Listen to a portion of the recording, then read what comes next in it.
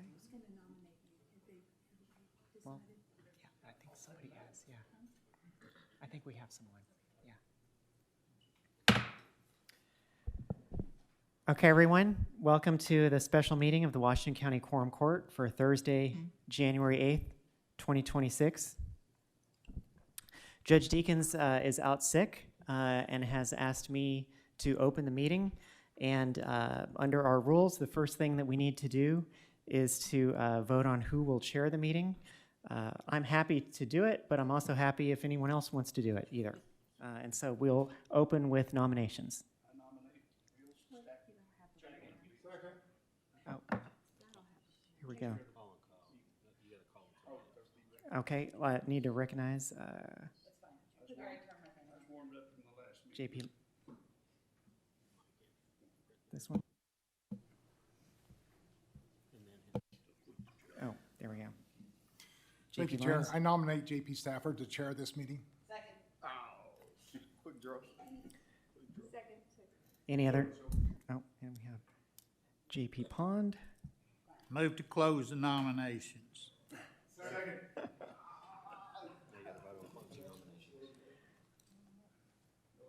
Okay, now we need to vote on closing the nominations. Motion by JP Pond, second by JP Lopez. All those in favor? Aye. Any opposed? Okay, it passes. Now we need to vote on nominating myself as chair. That was a motion by JP Lyons, second by JP Hires. They're pointing at you. All those in favor? Aye. Any opposed? Okay, motion passes. Oops, I'll be chairing this meeting. So the next thing we will move on to is the second thing on our agenda, which is the prayer and pledge, and JP Ricker is going to do us the honors. Please bow your head. Lord, watch over the people of Washington County. Pay special grace to our emergency service personnel, our law enforcement, fire department, and ambulance people while they're performing their duties. Please help us in our deliberation. In Jesus' name we pray, amen. Amen. I pledge allegiance to the flag of the United States of America and to the republic for which it stands, one nation, under God, indivisible, with liberty and justice for all.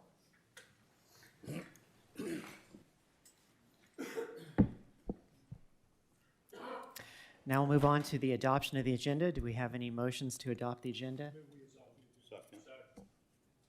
Motion to adopt the agenda by JP Lyons, second by, I think, JP Ricker.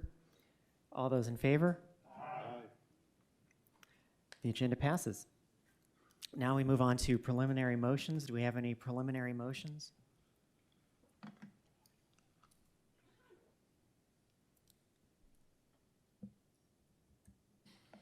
I make a motion all resolutions and ordinances be read by title only. Second.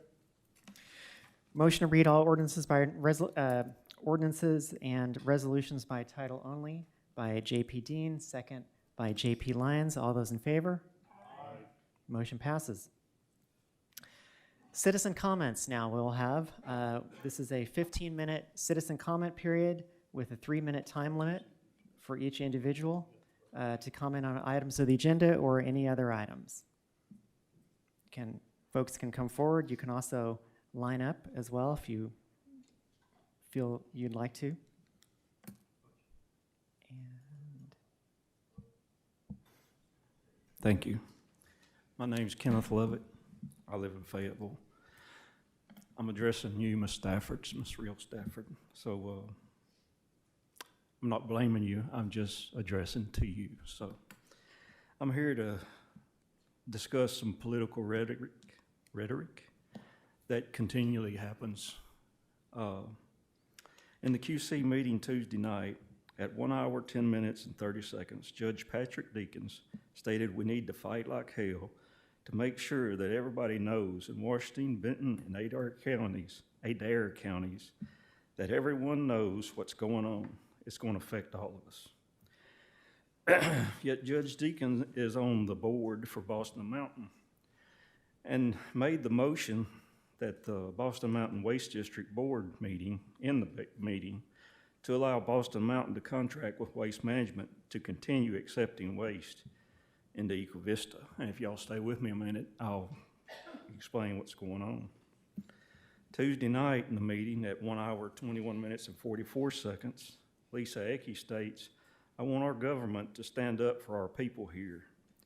Yet she told me standing back here a couple months ago that I needed to talk to ADEQ concerning the hazardous vapors at Waste Management Eco Vista because couldn't nobody do anything for us. And, the judge gets up there and he talks about God and prayer, and I'm not one to judge, but fight like hell, what does that mean? I got it here, but I'm not going to take the time to read it. That don't make good sense to me. As a person of religion, it's a forked tongue. The Oklahoma Attorney General, Genter Drummond, won a decades-long lawsuit against Tyson and other Northwest Arkansas poultry companies, holding them liable for polluting the Illinois River watershed with chicken waste. All this phosphorus didn't come from the chickens. Nobody has looked at waste management, but if you start looking at it, the government in Arkansas, in my opinion, is wearing blinders so that the pollution and emissions that continue from Waste Management Eco Vista landfill continues to get, so that Arkansas continues to get the revenue and tonnage dumped from the tonnage dumped in the ground while local citizens suffer. We had a flow test through the karst that's under this entire area of Northwest Arkansas. From Town in Washington County, the entire Northwest Arkansas area has been proven to quickly flow. The phosphorus problem is from the leachate. I'll send y'all an email that's got all this, and I'll let you know. Thank you, sir. Citizen comments.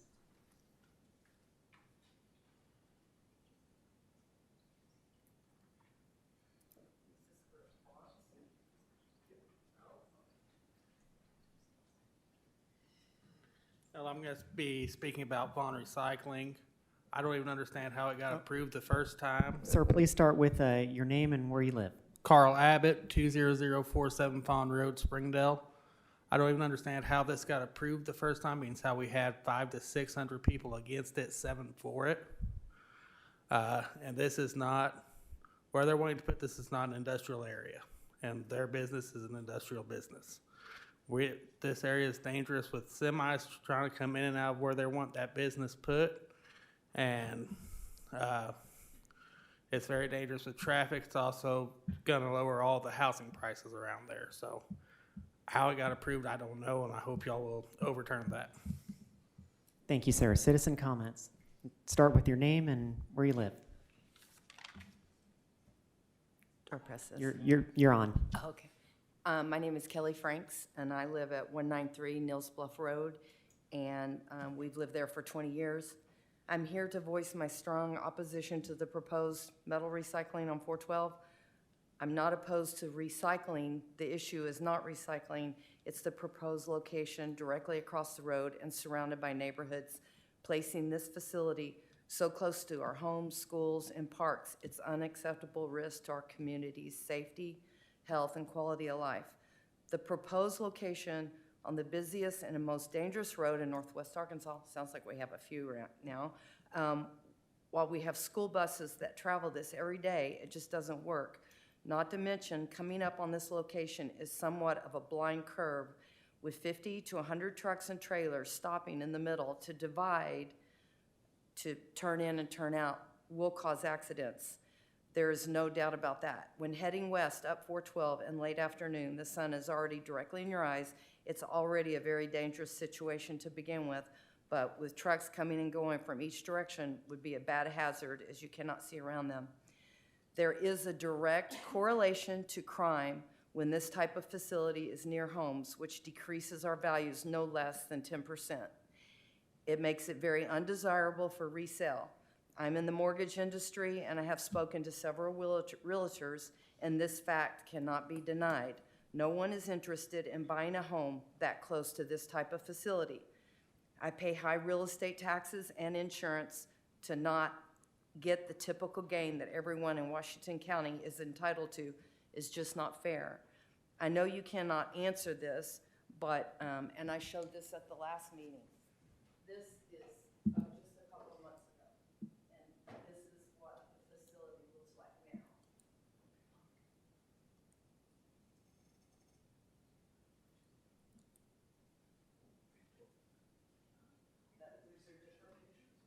This is what. Ma'am, we gotta, if you're gonna keep talking, we gotta have you at the microphone. This is what it looks like now, and they talked about planting trees and fencing. We gotta be, you gotta be at the microphone. Sorry, I just wanted you to have a look at it. These pictures on the posters were taken now about 3 months ago. And it's unsightly. And needless to say, it's not something that when you enter Springdale, anyone would be impressed by seeing it going in or out of Springdale. There are many new businesses along 412 heading east, and they have, for the most part, taken great care to put up nice buildings and things that enhance the area versus not. This would be a huge eyesore. Thank you, Last ma'am. meeting- That's your 3 minutes. Thank you. Okay. All right. I'm sorry? I'm almost done. We have a motion by JP Coger to extend by 3 minutes. Okay, I won't Is there even any, take that are there long. any, hold on, ma'am, we would have to vote on that. Oh, Hang on. I see. Okay, sorry. There's a second by JP Lopez. Is it for 3 more minutes or just Three ad- finishes 3 more minutes? 3 additional, the motion is for, the- Wish she's finished it. If it finishes before 3, there's Can- finishes. JP Coger, I just want to clarify. Your motion is to give an additional 3 minutes to this specific speaker? How many people, well, that was my motion, yes, to extend for Okay. this speaker. Yes. We still have 7.5 minutes overall for public comments beyond this. Okay, but I don't want this 3 minutes to take from the public comment. I want to give her 3 more. Okay. Okay, so we're voting for an additional 3 minutes for this specific speaker. All those in favor? Any opposed? Okay, please Thank you. continue. And I'm sorry, I'm nervous, so That's okay. I didn't know it was going to be this people. Okay, so there are new businesses along 412 heading east, and for the most part, they've all done a really good job. Their storefronts are nice, and they're really coming in and out of 412. You know, it's beautiful. You're going to Eureka Springs, you're going to the lake. It's very beautiful. In the last meeting, it was made up that, or it was said that this area they're wanting to put this in is comparable to the area, and it's not. We are not in an industrial area. We've got schools and parks and neighborhoods right there. It is not an industrial area. This belongs in an industrial area. They talked about, oh, we have a quarry on 412. No, we don't. Off of 412, there's a quarry, but you cannot see it from the road. It's down Parsons Road. So, I'm sorry, I lost my train of thought, but I just thought it would be a huge eyesore. It's not an attractive facility as it is, and spreading it out would only be worse. I brought up the no quarry. For the health and safety and well-being of our community, I'm just asking you to deny the permit. The economic benefits do not outweigh the very real and significant risk of this facility poses. I just urge them to find a more appropriate location for an industrial operation that's not directly near where people live, sleep, play, raise families, and go to school. And thank you for your time, and thank you for the extra time. And we did get 544 signatures on petitions that were turned in. So we would have got more, but we ran out. Thank you, ma'am. Citizen comments, please come forward. Good evening. Claudia Sneed, 19069 Sonora Road, Springdale. I'm a resident of rural Washington County, Arkansas, living in the immediate neighborhood affected by the proposed conditional use permit request from Vaughn Recycling to operate a commercial, industrial, metal recycling plant at the Highway 412 in Neels Bluff Road. I'm here tonight to express my strong opposition to their request. The proposed metal recycling plant is not compatible with the surrounding residential neighborhoods and would negatively affect the character, safety, and value of our homes. I actually passed out some pictures earlier during the planning meeting of our part of our neighborhoods which represent the whole area. I hope you see them. Yep, that's them. Okay. We've gathered over 500 signatures from surrounding residents who oppose this conditional use permit, and these signatures clearly reflect the overwhelming concern and objection of those who live closest to this proposed site. Our concerns include, but are not limited to, 1, increased commercial and heavy truck traffic entering and exiting the facility from Highway 412 and Neels Bluff Road, creating safety risks for residents and commuters. 2, the unsightly nature of a metal recycling operation, which would significantly detract from the rural residential character of our neighborhoods. The potential decline in the surrounding property values caused by this proximity of an industrial operation. A metal recycling plant is not a positive or appropriate addition to our area. It conflicts with the existing residential character of the surrounding neighborhoods and the reasonable expectations of the families who choose to live here. We respectfully urge the Quorum Court to consider the more than 500 residents who signed in opposition to deny this conditional use permit. The surrounding residents are united in their belief that this proposed use is inappropriate for our neighborhood. Thank you for your time and consideration. Thank you, ma'am. Any other citizen comments? Please come forward.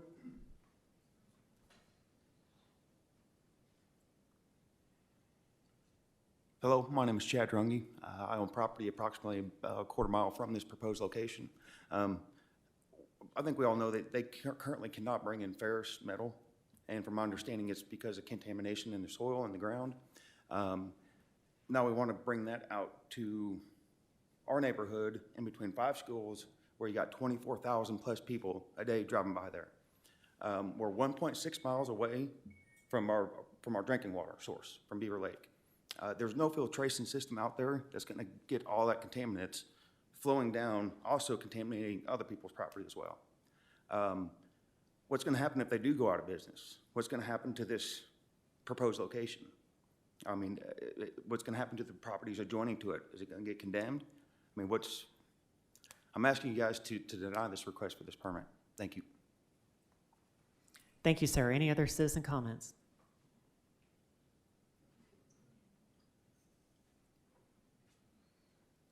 And hang on, sir, before you get started, I want to just let my colleagues know we have 2 minutes and about 2.5 minutes left in public comment. How many more? Raise your hand if you want to speak.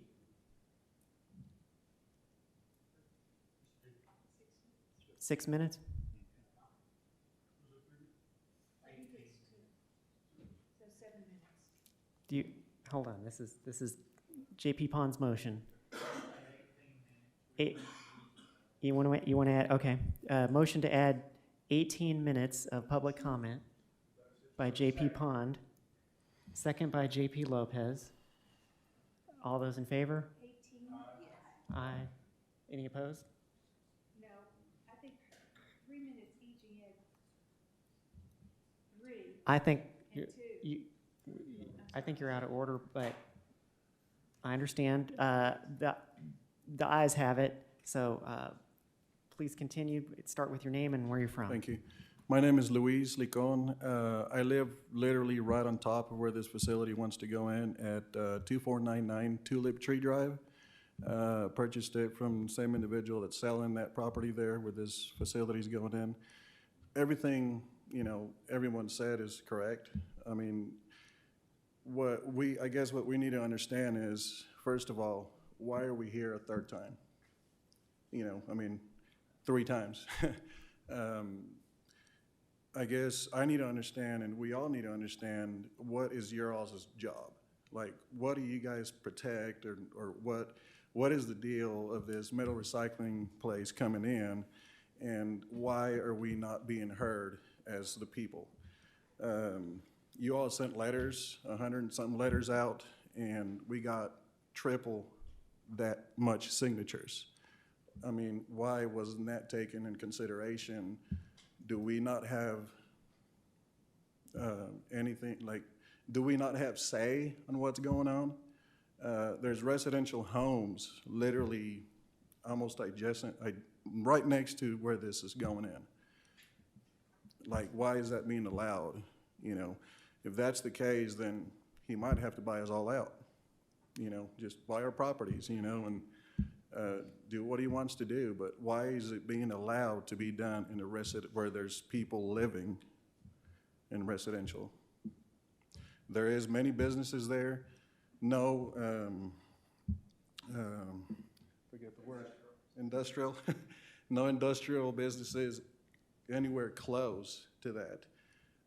Previous meetings, they mentioned FedEx, and you know, I'm sure they're probably saying UPS and all this stuff, but that's not within the radius of the amount of letters that got sent out. I guess that's all I got to say. Thank you. Thank you, sir. Citizen comments, please come forward if you're speaking. I want to speak Yep. in opposition to this. Come on up to the mic before you start Sorry. speaking, sir, and start with your name and where you're from. Forgive me. I'm Ray Eastep. I live just down the road, a couple houses down on the north side of 412 on the corner of Hewitt Springs. The creek that basically runs right next to that facility comes right by my house and straight into our drinking water. It comes through my property, actually.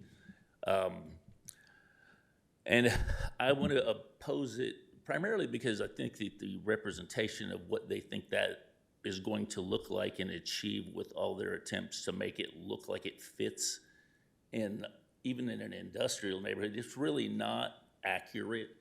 That land that they want to put that on is a very small piece of land next to the storage units that was all just dirt dragged in. It seemed to me like, does anybody even know they're dragging all of this garbage in and burying it? It's 100 feet thick of garbage. And when I say garbage, I don't mean literally trash, household refuse. I mean trees and wood, and it wasn't deposited there in a way that I thought made any sense. It just was brushed and stuff like that. It's got that creek going right by it. They say they're going to put up fences that are going to block the view of it, but you're coming down a hill. You're coming into one of the most picturesque parts of, as you head east, right through here, all the traffic that comes in and out of Springdale and northwest Arkansas to enjoy the beauty of this area is going to go right by that, and they're saying it's not going to be visible. Well, they're going to be looking right down into it as they leave, and they say this facility is similar to other facilities in the area.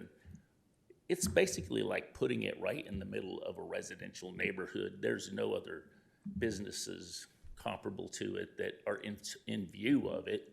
It's a very beautiful area, and the proposal and what they say about how it's going to appear and what it's going to do just is not an honest representation of the facts, and it is going to be just basically plopping down an industrial business that looks exactly like the pictures that she showed are going to be right there. And they really don't have a big enough area for any kind of what they state they're going to do. They're going to have to change it and add on to it or do something that is not going to be consistent with what they say they're going to wind up with there in that facility, in my opinion.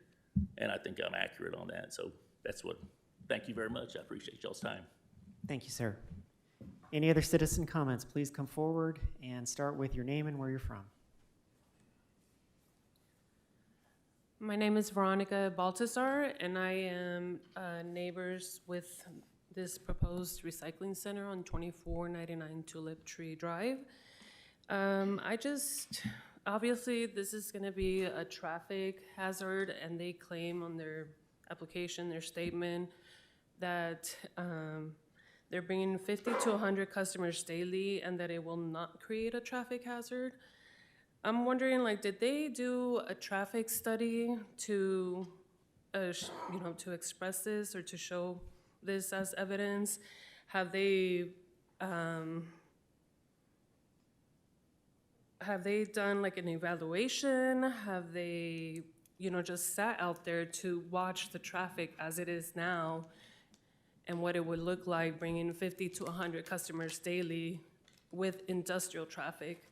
And also, this easement where their main entrance is gonna be at is shared with residential people, with families. Are they separating that easement in any way?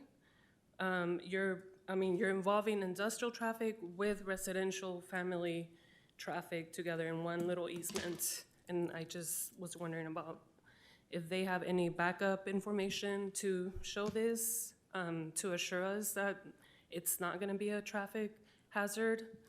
And I'm just requesting for this to be denied. I don't think they have evidence to back that up. Thank you. Thank you, ma'am. Any other citizen comments, please come forward. Okay, seeing none, we're gonna move forward here. Item 6 on our agenda, the conditional use permit request for the Vaughn Recycling High Intensity CUP. And before we get started here with our next 3 items in a row, our county attorney, Mr. Lester, is gonna explain to us and the public the rules of how these appeals are conducted. Thank you. Just for everyone, including the public's knowledge, the way this works is we will hear this just as it was heard before the Planning Commission, the Planning Board. First, we'll hear from county staff who will present the project and the facts and the information that they have on the project, who will then answer any questions. Following that, the applicant will have 30 minutes to present and discuss and talk and answer questions, followed by a 30-minute comment period for anybody that's here to speak either in favor or against for up to 3 minutes each. After that time is up, then the quorum court will come back and can deliberate openly and discuss any issues, anything that any of you want to. At some point after that, someone will need to enter or make a motion either to ratify the CUP or deny the CUP. And then there will be some discussion. We'll do just like any other ordinance and have citizen comment time. I do want to remind everyone the criteria for conditional uses, things that you shall consider. They are that a written application has been filed with the planning office and the appropriate fee has been paid. Number 2, that the applicant has provided proof that each property owner, as set out in Section 5N, has been notified by return receipt mail. Number 3 is that adequate utilities, roads, drainage, and other public services are available and adequate or will be made available and adequate if the use is granted. Number 4, that the proposed use is compatible with the surrounding area. Number 5 is that the establishment, maintenance, or operation of the conditional use will not be detrimental to or endanger the public health, safety, morals, comfort, or general welfare. Number 6 is that the conditional use will not be injurious to the use and enjoyment of other property in the surrounding area for the purposes already permitted, nor substantially diminish and impair property values within the surrounding area. And number 8, that the establishment of the conditional use will not impede the normal and orderly development and improvement of the surrounding area for uses permitted in the zone. And so I remind you of that because when we get ready to vote, it's going to be important that you articulate your reasoning based on those criteria for that. Okay? Thank you, Mr. Lester. So the first thing we're going to start with is the staff report with Dr. Atta. Good evening, everyone. The Vaughn Recycling High Intensity Conditional Use Permit was approved by the Planning Board members on October 30th. 5 members voted yes, 2 members were absent. And it's in District 5, Kyle Lyons, JP Kyle Lyons, I'm sorry. So an appeal was filed by with the Circuit Clerk Office on November 26 by Ms. Julie Long to overturn the Planning Board CUP approval decision that took place on October 30th. The appeal states the following reasons: incompatibility with the surrounding area and negative impact of the neighborhoods. This is the vicinity map of the proposed project location property as is right now, because this is going to be split and reduced. So the part to the east is going to be the project location. The part to the west is going to be sold off to someone else. This is like the neighbors like they're being like notified. So during the CUP notification, 202 notifications were mailed by to the neighbors' properties by the applicants on September 4th, 2025. Planning staff received up to the planning board meeting on October 30th, 32 emails and letters, and 553 petition signatures in opposition to the project, citing incompatibility and potential health and environmental issues and devaluation of the surrounding properties. We received 7 comments in support of this project, citing the business will help the environment and what it will bring economic growth to the area. During the CUP appeal notification, same 202 notifications were made to the neighbors by the applicants on December 17th.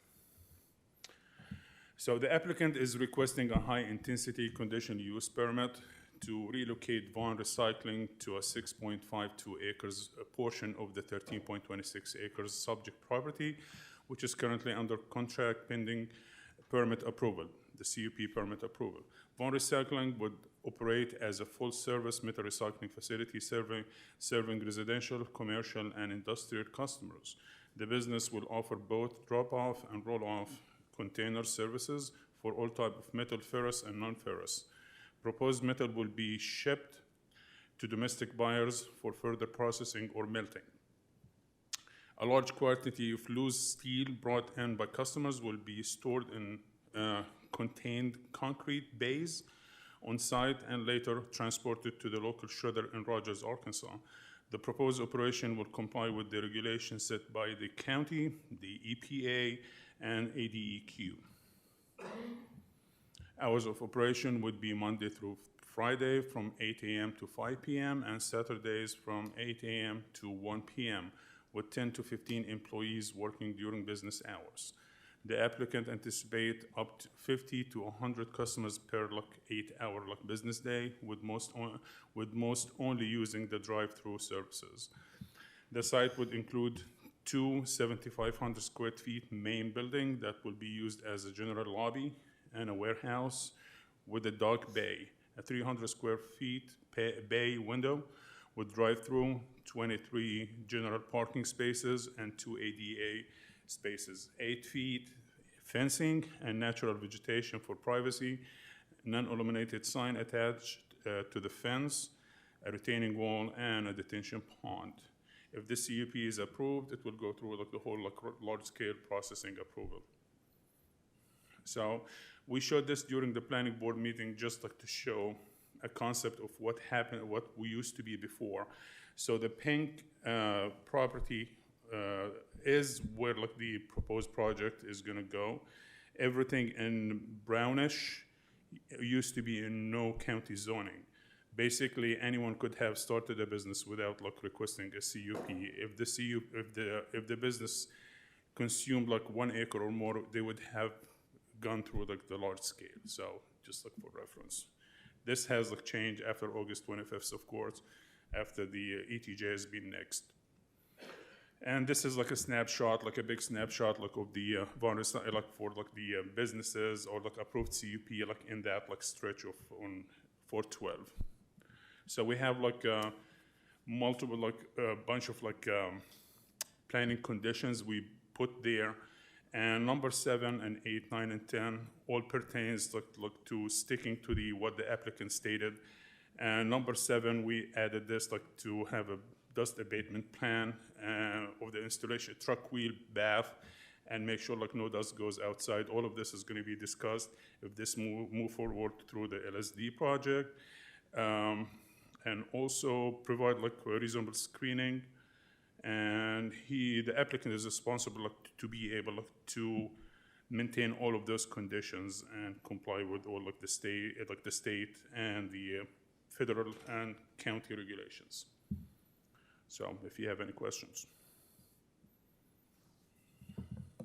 Questions for Dr. Atta?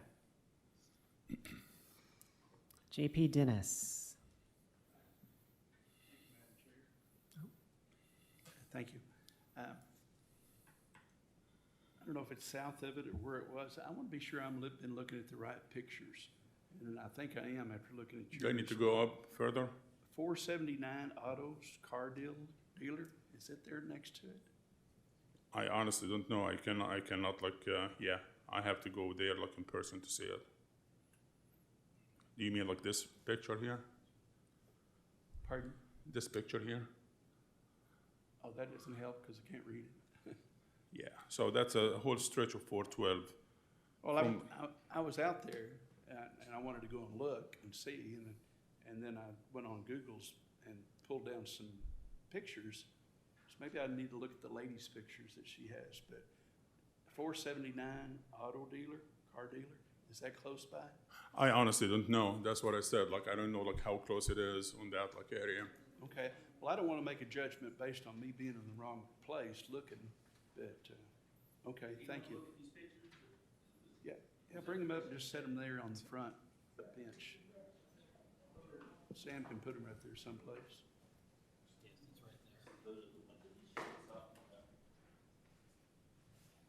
It is. Those pictures, is this like the city of Fayetteville?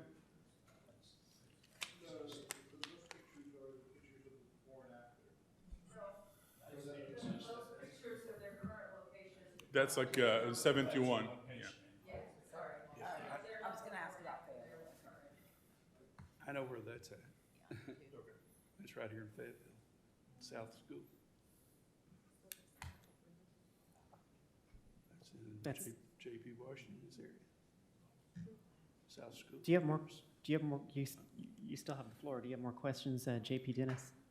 No, I just wanted to be sure I had This the right. one here, like this That's location, Fayetteville. this That's location is Fayetteville. 71 close to the I know where that intersection, one yeah. is. I was, Yeah, there's a new donut shop there. well, I went on Google search and put in the address that we were given, and I'm pulling up a car lot that's next to it. Is that correct? Well, like Google is never accurate, like our 911 addresses is completely different. Yeah. Correct. Okay. All right, thank you. J.P. Dennis, the county attorney's pulled up the map, and yes, it is just to the east Okay. of Well, the that's- property. It's very important because if that's next to it, you're seeing what's already there. So, thank you. Thank you, sir. Next, we have up J.P. Lyons. Thank you, Chair. Director, a couple of questions. This cup is identified as a high-intensity cup. Can you define that? Because Oh, the definition of high intensity? As we all Yeah. know, in our county, we have no real zonings. Everything is residential. So we only have like Agriculture. one zone. We have agricultural use / single-family residence, 1 house per acre. Everything deviates from that requires a conditional use permit. Based on our definitions, and we consulted with our team and the county attorney, based on the definitions we have, the industrial definition states that if you store material on the property, that counts as an industrial. And to be true to everyone in the area, we counted this as an industrial, and that's why we need to find half a mile. On top of all of this, if you remember over the 2.5 years we were discussing all of this, we used to have tables that says, if it's this, it should be this. If it's this, it should be this. One of them is if it's a towing business, it should be industrial. If this recycling, it should be industrial. So it took the business aspect to another level. But as we mentioned, we always only have one zone, and everything else requires a conditional use permit. So the primary reason this is high intensity is because they're storing. Because they're storing material on It's on the not property, yes, sir. Any activity they're Yes. doing or any Yes. processing they're doing. And other definitions also, if they're doing mining or they're doing Right. quarrying, It's just so because they're that's part storing of it, that yes, sir. metal on the property. Yes, sir. Okay, thank you. Somewhere I saw, it talked about processing metals, and maybe this would be better for when the applicant comes Yes. up, and I'm okay if that is. Yeah, Do I'm we gonna know what leave that- this. I'm gonna leave this to the applicant. I don't think there's gonna be any processing or even battery. So because the Vaughn, they own 2 businesses on 71. One of them is the metal recycling, and the other one is battery recycling. So there's not gonna be any battery on this specific project Okay. And location. then you said, when you had the lot up before, you talked about the east and the west side. Oh, Can you, and I apologize for No, my this one hearing. here? I apologize for my hearing, I didn't capture that. so this one here, so the east side, this is like the property that is gonna be purchased. As of now, this is whole like one piece, so this is gonna be split. It's like both of them under contract. the east So it's side gonna of be Aaron just like the Road east is where- part, is where yes. they're gonna go. Yes, sir. Yes, sir. And then the west side is just open. It's like for- it's open, like, They're not buying that. No. It's gonna be split and somebody else would buy no, it. yeah, absolutely. Thank you, So sir. he's gonna be like accessing from like Aaron's Drive. And one of the things like I need like to add, when this happens, when like if this moves forward, like we go through the large scale process, RDOT will be informed. I mean, we already, like some of the neighbors already called RDOT, like, so they're aware. We normally we don't communicate with RDOT unless if we know the conditional use permit is approved and the large scale is moving forward. So the applicant has to contact RDOT to be able to get their like feedback on the depth, the width, and the thickness of that driveway, and they have to get a driveway permit. And if there is any improvement needed, they have to comply with it before this moves any further. That's one thing. And I believe also like the applicant desiring like improving on that like Aaron's Road like to the east where like his like property is gonna be entering, so like to make it wider and make it like much more accessible to the trucks that's gonna come to the property. Thank you, Director. Thank you. Okay, next we have JP Koger. Thank you, Madam Chair. My question goes along with what JP Lyons had asked also. I don't understand how we can have a high-intensity CUP when I couldn't find that definition anywhere in our zoning ordinance. Did you see like the industrial like the commercial and the industrial like definition? Did I see the industrial? Yeah. It's Did it there. say high intensity? It does not say high. It says like the definition of like what we can store on it. So that's why we used it as high intensity. It's under a definition number 70, page 5, is notification area. We talk about conditional use permits, high intensity, high impact, and it talks about the notice that's required. That's the only difference in our code, is that the notice requirement is different if it's high intensity. Did you hear me? The notice that has to be provided to the neighbors expands when it's high intensity. That's the only difference in our code, and that's outlined on page 5. It's number 70 and the notification area of our code. On page 70, okay. No, page 5. Oh, page 5. Page 5, yeah. Oh, okay. Well, it's going to take me a while. I'll let you all go. Okay, next we have JP Hires. Thank you, Madam Chair. I have a couple of questions, but they might be best to address the applicant. So I'm going to ask the question, and if you think it's best for me to ask it of them, Sure. let me know. I'm just curious about the current location on Highway 71, South School. And so all of the activity that's happening on that location will be moved to the other location? It's only like, yeah, that like recycling on that 71. Yeah, he's Right. moving just that business to expand and like have like more space to what he doesn't have right now on 71. So, I mean, Highway 71 is one of the busiest streets in northwest Arkansas. Yes. Have there been issues related to that I mean, traffic-wise that we nothing aware I of? know of. It's like in the city of Fayetteville, but like, Right. I mean, we passed by it like as employees Right. like twice. Yeah. I mean, I've never seen any like traffic jam. Not that like I might have been like in the wrong time. Right. But like I've yeah, never I'm just heard curious. anything. It's right Yeah. in the middle of the city right now, so I'm just curious because that's one of the issues that I'm hearing from the neighbors. And I'm also curious if we know anything about, have there been any complaints about pollutants from any, in the current area? During the planning board, like I guess like the applicant presented and we had this like included in the staff report, which is like about, I don't know, like 100+ pages. They have like, they have been cleared. I guess like they're like on the EPA schedule, like they come and check on them and they do analysis and see if they fit or like they don't. And they've been passing for the past like few years. Okay. And we've never had any issue. We've never asked yet like the EPA because we're not there yet. The whole request right now is like to rezone this or like use Right. it as commercial. But from the paperwork we received from them, they're in compliance and they're like already with communication with the EPA, so the EPA knows about this. Everything they have right now, even like the license and all of this, the business license is gonna be transferred. So this is not gonna stay, and they're gonna have like part two. So this is gonna be the whole thing moving. Okay, yeah, I'm just curious, because I'm thinking about that, part number 5 on our, conditions I that we need to understand. consider. And so I just wanted to see Yeah, and what's happening I with the believe current the applicant is facility gonna add and- more. Okay, thank you. Thank you. Okay, next up we have JP Massengill. Thank you, Sam. Yes, sir.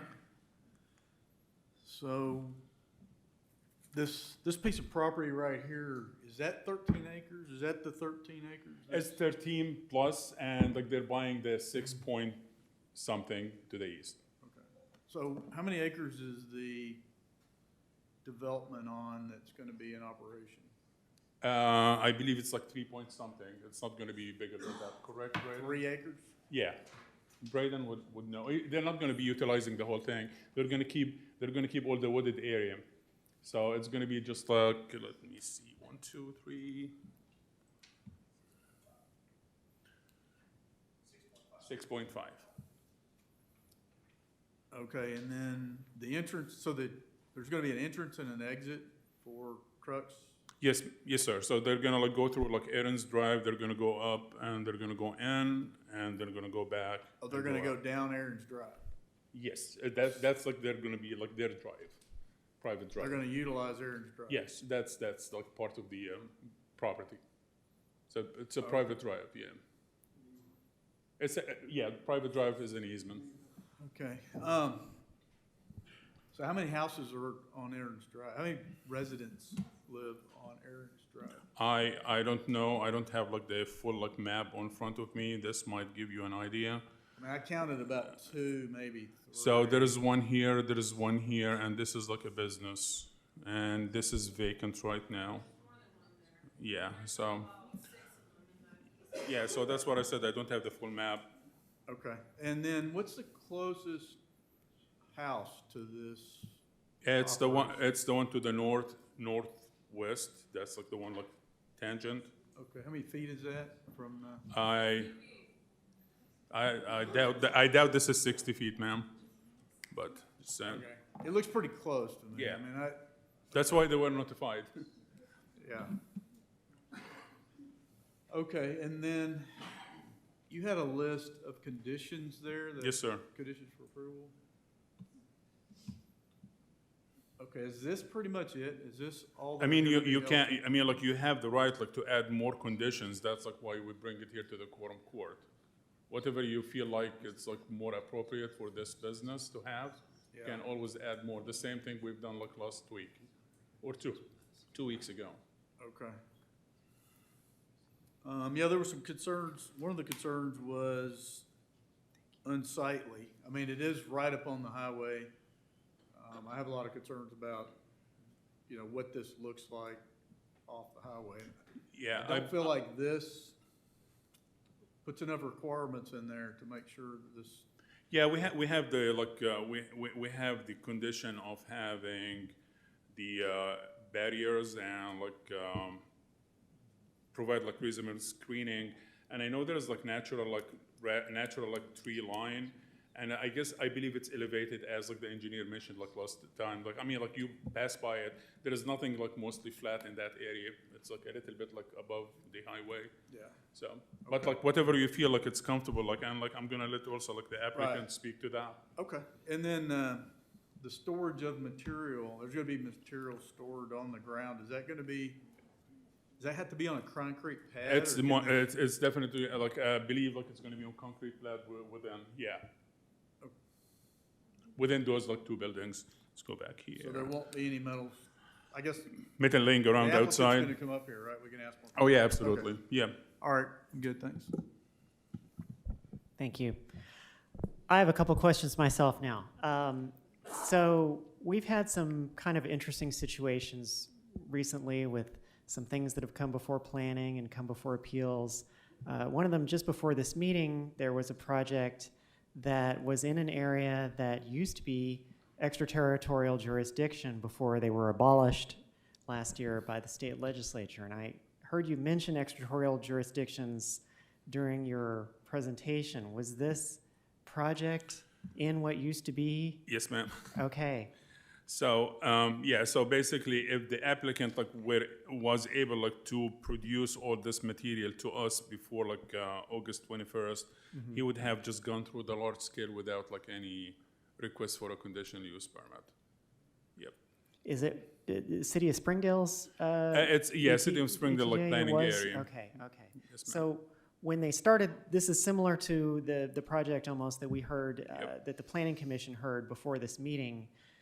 In that case, it was the City of Fayetteville, but this is a similar project where the project started under one set of rules, and now we're under a different set of rules. The only difference then, they are not splitting. So if they were to split this property before August, this that split would have been approved by the City of Springdale and will come to the county for approval on that. We're trying to split this under our ordinances. I see. And once again, since we don't have the planning area anymore, this used to be no county zoning, so they did not require to have a CUP. Now they are required to have a CUP. That's the only difference. So as I said, if they had it up before that, that would not be a discussion of a conditional use permit as much as a large scale process. And the county attorney wanted to weigh in with some additional details. I think what Sam's saying is, prior to us passing 2025-44, which was the new zoning ordinance that we passed, this was one of the only pieces of property that was not included in the zoning plan. It was unzoned, which means anybody could do anything they wanted to. Why we had some of those and not others, your guess is as good as mine. I have no idea. But we did have just a very few pieces of property that were not zoned. When we changed that, this is now zoned. That's why that's the difference. Had it happened prior to that August passage of that ordinance, they wouldn't have had to have our permission. Now they do. Thank you. One other question I had, with a different appeal that came up recently for us in a totally different part of the county, it came to light that there were multiple businesses operating in the area unpermitted, without getting conditional use permits. And in looking up what's around this, to me it looks like there might be a similar situation. One that I could see on Google Maps is one called Louis Marine Service, and there may be some others. Some of them did not require a lot of CUP, and the business was small enough not to go through a large scale. And some of them were I don't like this. Some might be grandfathered in, but some of them they've been there for a while, and many of them went through the process. So there is a few of them still on that stretch of East 12. They are permitted and in some violation, or they're not permitted and we're still in discussion. Okay. Yep. All right. Thank you. Okay, that's it for my questions. I'm going to go to now JP Lyons. Thank you, Madam Chair. Any of the property around here annexed by Springdale, because I know not far from this property, there is property that looks like a salvage yard. There's a bunch of abandoned cars down around a bunch of houses, a bunch of abandoned RVs, not far from here. Yeah, it's And when we talked once before, it was either territorial at the time, which is now gone, or it was Springdale annexed, and I don't remember which, sorry. Yep. I believe it was not part of the territorial jurisdiction, it was completely county. And if the one I believe you're talking about it next to a gas station or next to a convenience store. So that is No, it's not that one? Yeah, it's further up where you have the road and you have the repair shop. And then you go up a little further and the houses just have all these cars stacked up back in there. Is it on the north side or It's south on the side? north side. North side? Yeah, some of them we did so we did Dollar General, and we did like the Espresso, I believe. It's, Yeah, I mean, it's not the one it's down not at that Dollar stretch. General that you and I have been working on for Yeah. 30 years. It's not that one. It's further, Oh, the salvage yard. It's like further the west- it's the further Oriana west. business. It's Yeah, the further- Oriana business has been like granted like a CUP, and they've been working like outside their like perimeter for a while. And we contacted them like multiple times over the past 2 years, and they still have not like fixed like their like issue. So like yeah, now that's the one like I recognize. Yes, sir.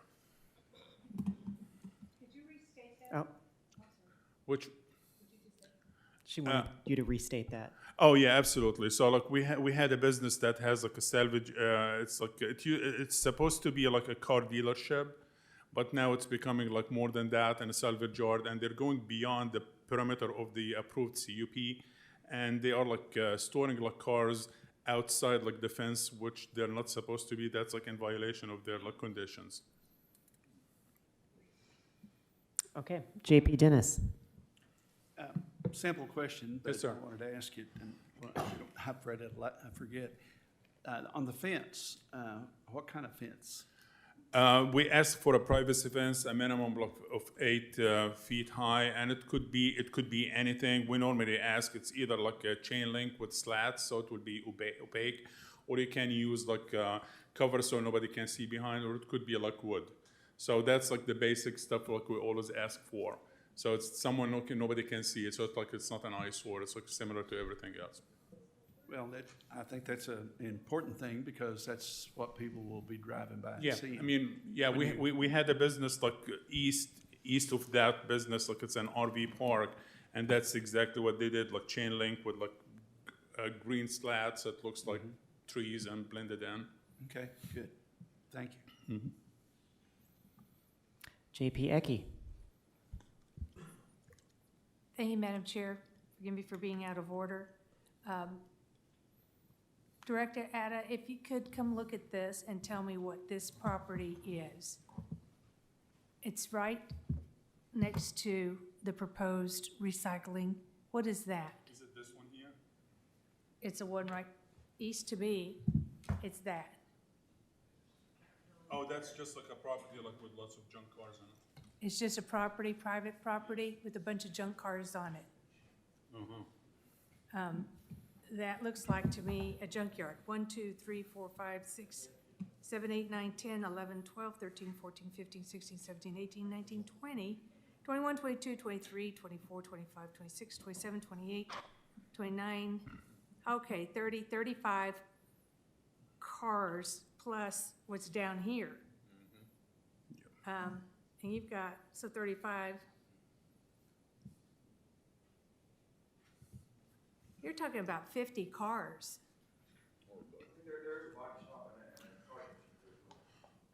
It doesn't look like a car dealership to me.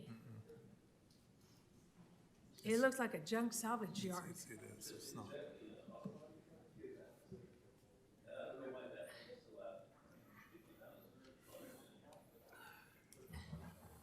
I want to see it. I mean, you have, Director Ada, you have the tree line, okay, and then some more tree lines that's the buffer between what I'm just gonna call a junkyard of cars, vehicles, and then the proposed site, okay? I'd see one house, I think it's a house. I don't know if it's the owners of that property that has that junkyard's home. But if he's willing to live next to that, I don't see why he's opposed to living next to this other property, even though you have this huge tree line between those two properties. And then furthermore, I'm looking at the road in front of it. It seems to be flat. I mean, it's elevated and curvy, but further up. And then even coming up, that's a hill. But in front of it, it's flat. And I don't see how it's a dangerous intersection. I really don't. And I'm just looking at, I see where the hill starts. Excuse me, Hey, folks, Pardon me. hang on. I've driven out there. JP Ecke, I'm saying I don't see this and I need questions answered. JP Ecke, hang on. Folks, I've been pretty lenient as chair so far, but we can't, our rules of procedure, we can't have folks just like shouting stuff out. And JP Ecke, we can't have back and forth with Yes, ma'am. with folks out in the audience. Please continue. Thank you, and I apologize. I'm just saying, looking at this, I don't see it, okay? That's all I'm saying. And I'm looking at it, and I'm trying to see both sides of what it is. I had questions, what's right next to it? It looks like a junkyard. It really does. I don't know whose property that is. I have no vested interest in who that property is, but if the neighbors were willing to live next to that, I just question, what's the opposition? I've heard the opposition, I understand, but I have to weigh all of this. So thank you, Director Ada. Thank I'm you. done. Okay, next up we have JP Rivera Lopez. Yes, Chair. Thank you for acknowledging me. I just want to provide you all a little procedural thing. During this portion, when we're talking to the director, it is not the portion for you all to speak out to us or ask to answer questions. I understand that you might hear something that you want to address in that moment. You will have your moment to address these things, but it is just not the appropriate time. So if we do not acknowledge you, it is because, again, we're trying to adhere to this procedure. And you will get your moment, and we will listen to you, I promise. We're not trying to dismiss anyone or anything like that. Thank you all. Thank you for that reminder, JP Lopez. Seeing no other questions, Sam, thank you very much. Thank you. Next, we'll have 30 minutes available for the applicant to present.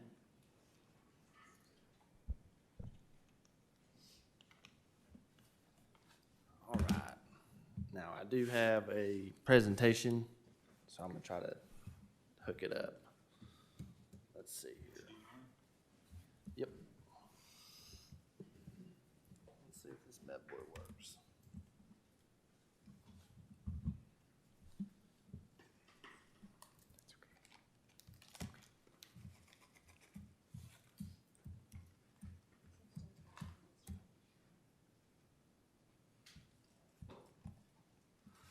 All right.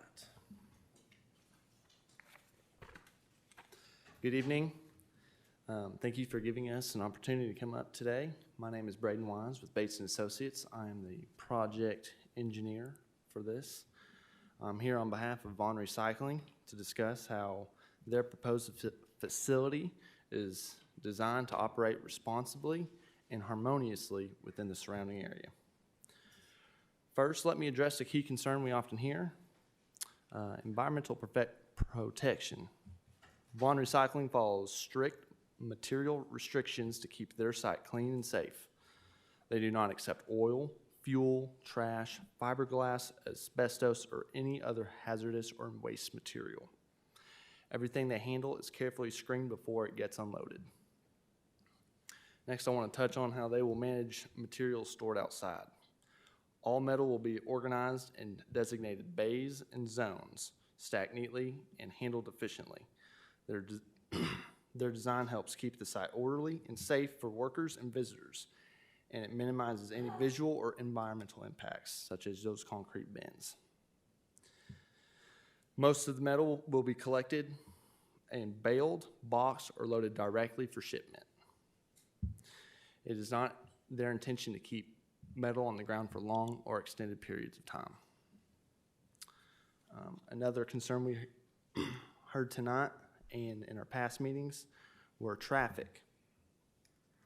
We have verified that Highway 412 provides proper sight distances for safe vehicle turns at all access points, and that includes Neal Bluff Road and Aaron's Drive. The highway currently carries roughly 1,500 to 1,800 large trucks or semis per day, with a total vehicle count of around 22,000. Mr. Vaughn's operation expects between 50 and 100 vehicles per day, representing only about 0.23 to 0.46 increase in total traffic. In other words, there's no measurable impact to local traffic patterns or safety. To answer a concern heard earlier tonight, there was no formal traffic study provided. We felt it justified that this small impact does not warrant a full-blown traffic study. It's just too minimal to make it worth doing. Other than that, I believe I've addressed some of the technical questions. I'd now like to turn it over to Mr. Vaughn's lawyer.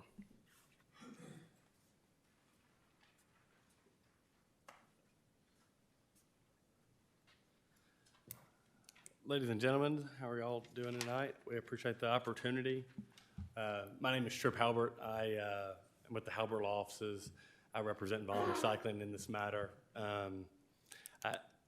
We don't plan on using the full 30 minutes, but do want to provide opportunity for any questions or concerns that you might have. I recognize that the time is pretty valuable here. My goal in this is more or less to piece through this emotional discussion, which I can appreciate and truly respect that there are a lot of emotions through public comment and interest here. If we set aside those emotions and we look at the facts here on true compatibility to the area, I think that we'll come to a clear and convincing answer for approval of this CUP. Generally speaking, when asked to do these things, I typically look back on what decisions have been made prior to today. And again, the Planning Commission on October 30th approved unanimously, citing that it was compatible to this area. The applicant has worked closely with the county throughout this process as we've worked to buy this property. This was not a accidental property that we stumbled into. It was carefully selected due to compatibility. To answer some of the concerns or questions that I believe several of you had tonight, one is that is it compatible? And what we believe is yes. There is a salvage yard, what we believe to be a salvage yard that abuts the property on the east side. It is, along with 13 other businesses, and transparently, I didn't take the time to research any further than the 13, all within a stone's throw of the subject property. And some of those businesses consist of auto shops, industrial concrete mixing plant, and then 2 existing scrap yards, and again, one being next to the subject property. I guess to tell myself, I didn't know the difference in a salvage yard and a recycling center until I asked the applicant. And so I guess my understanding is now that a salvage yard is just a facility in which holds vehicles waiting for a replacement part to be pulled off a vehicle, so that when I did a bumper, I can pull one there. So those materials sit for a long time, and they are an eyesore. Whereas our recycling center will turn and process these materials quickly. The applicant will address as far as the tonnage that we process here on the smaller site in South Fayetteville. But the property or the materials that you see today will not be the same materials that you will see 2 days from now. The number of trucks that come in and out move materials quickly and efficiently. The thought is that this property aligns with future use and goals along that 412 thoroughway. The thought being that these other businesses are not similar enough to Vaughn is maybe laughable is not, but there are clearly some clear distinctions that they are similar. The applicant is prepared to spend quite a bit of money to have an efficient site, but also have one that is clean and not an eyesore to the public. There were some concerns on real estate prices and how that would adversely affect local homeowners. The applicant is in the position that it is not going to adversely affect anybody's property values. In fact, which is not true apples to apples, but in their current site, they've seen a large increase of their own property value that they're selling for residential use or multifamily use, excuse me. And so the thought that it's going to adversely affect the property is a misrepresentation. The property will continue to go up. It will continue to increase in value. All we're asking is to follow the recommendations and guidelines that have been provided by the Planning Commission and the Director of Planning. We appreciate time. Again, we'll be happy to answer any questions or concerns that any of you have. I am going to give the applicant an opportunity to speak unless there's anything that you have for me at this point.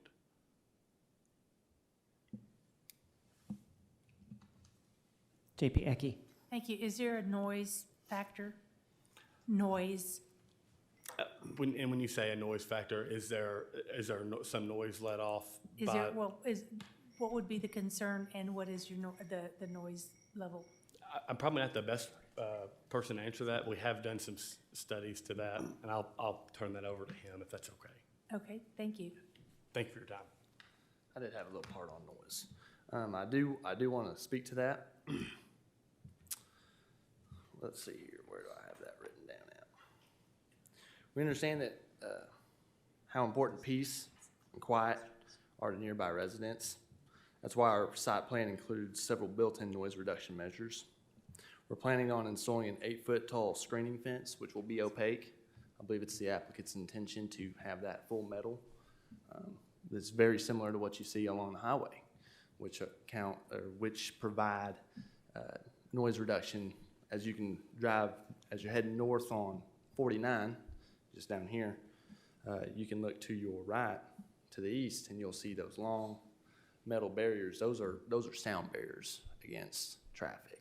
And our applicant is going to provide something of very similar nature. On top of that, we plan on putting up some landscape screening around the perimeter of the fence to help with the aesthetics of the site, and also provide a bit of an additional sound buffer within those trees. We would like to have those trees to be evergreen, going through, keeping green and a lot of needles and everything. They provide the best sound. Should that be allowed as we go through our large scale. Additionally, we don't expect to drown out the noise coming from Highway 412. It is by far the largest producer of noise in the area. You have semis blowing by at 55 miles an hour. We all know what that sounds like. You have 22,000 cars a day, 1,500 to 1,800 semis. We don't expect to drown out any of that. Yep.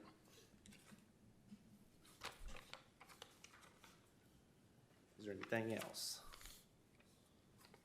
Hang on, we got two more folks. I was just wondering, how much noise does the recycling itself make? As in like full on decibels and stuff? Well, what information do you have on that? Well, I'm trying to put it in what type of question you're answering. Are you asking for like a monetary, like a numbers value, or I don't expect a whole lot of noise at all. He'll have forklifts. You'll have a beeping sound, but that's part of the reason why we're putting up these. Okay, that's what. Yeah. Yeah. So you're gonna have beeping sound. You will have, Yes, ma'am. We'll have measures to help mitigate that Okay. as well. There's no shredders out there either. We're not going to be out there just ripping metal apart 24/7. So it's. JP Massingill. Yeah, thank you. I didn't get your name earlier. Braden Wise with Bates and Associates. Okay. Do you know what the speed limit is on 412 going past this I believe it's 55. 55 miles an hour? How much improvements are going to be made to, is that Aaron Drive, that entrance and exit there? Yes, sir. So we did speak with fire. We have spoken with fire already. I would also like to keep this in mind that we've not gone through the large scale, so our super technical part of this design has not gone through, but we are fully aware that Aaron's Drive will need to be improved. And yes, that is in RDOT right away. We will have to get an RDOT driveway permit.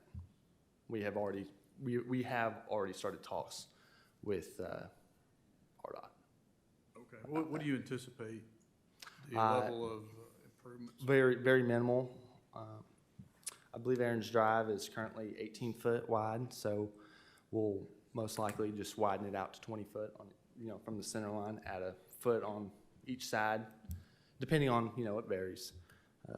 Additionally, as we go on the apron, we will make sure that it meets the DR1 or DR2 specification from RDOT. So it will be brought up to RDOT code. Okay. Yeah, I've got concerns. I've actually been to this location and driving down Highway 55 mile an hour traffic both ways, turning into Aaron Drive is, to me, when you're coming one way, you pretty much got to get on the shoulder to keep getting run over. Yeah, and then the other direction, there's a turning lane, which there's nothing scares me more than sitting in a turning lane with 55 mile an hour traffic going both ways. So, yeah, I'm very concerned about it. And also the fact that, okay, there's a large ditch there. You're utilizing what looks like a private drive as your main entrance and exit.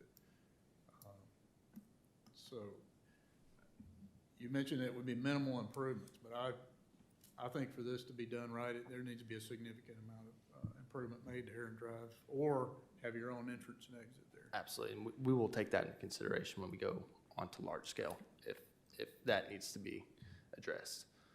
Okay, and then the other point is it's been brought up, the unsightliness. Yes, sir. An 8-foot fence. To me, intentions and promises don't go very far. I mean, if you're going to do something, I think it needs to be put in writing exactly what's going to get done. What this is, we need to know what this is going to look like before it gets approved. Yes, sir. I do know that we are 100% willing to do that. I don't know maybe some of the procedures on how to enforce that. I would ask this body on that. We are willing to put up an 8-foot opaque fence and preferably evergreens. They tend to grow very tall quickly and very bushy. They provide almost as a screening or block. So those are our mitigations to the unsightliness, as well as bins. Plan on putting on concrete bins to store any Loose material? Yes, yeah. Have you looked at putting your own entrance and exit off of 412, or that looks like a ravine there in front, so I'm not sure how you'd cross that. But. And perfectly stated, we do plan on using Aaron's Drive because of that ravine and trying to keep, it's not real well in this photo, but as you go further south, there's quite a bit of already existing landscaping. There's already a very large canopy and landscaping buffer within that ditch. Okay. Yeah, I'm concerned about the proximity to existing homes. Okay, thank you. No problem. Thank you, JP Massengill. Next up, we have JP Koger. Thank you, Madam Chair. I would imagine that a lot of recycled materials would be iron and it would be metals that would come maybe from scrapped vehicles. Are you going to have scrap vehicles on the property? Let me bring up the applicant for that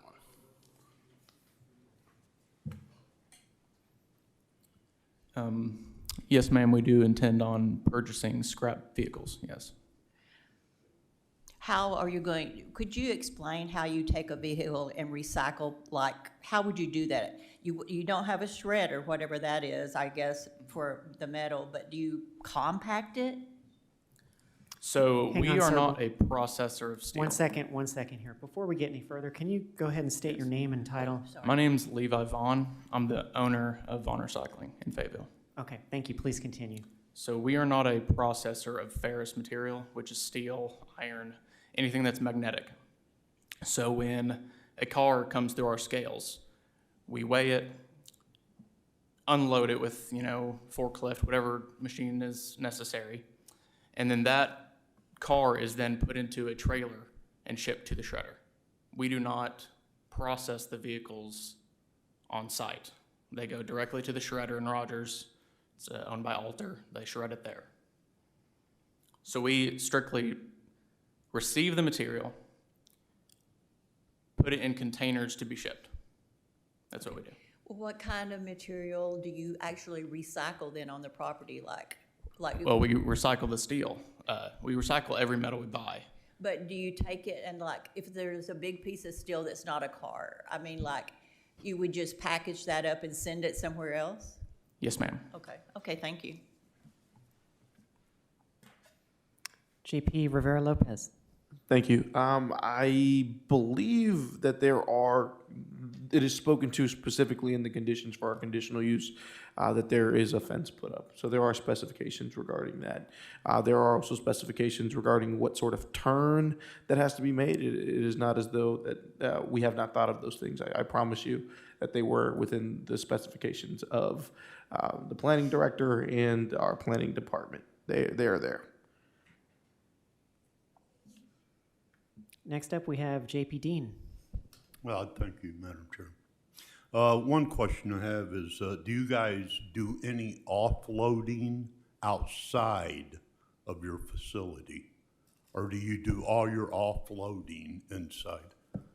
All of it will be done inside our fence, inside our gate, so on our everything's property. inside, nothing's done outside? Repeat, please. Everything's done inside and nothing's done outside, correct? No, so we will store material outside of our warehouse, but it will not be outside of our gates or fences. Right, that's what I'm meaning. Yes, sir. Yeah, outside the fenced area. Yes, sir. Okay, thank you. JP Pond. Yes, Mr. Vaughn, you obviously going to be maybe 100 trailers come in or some kind of pickups and unload.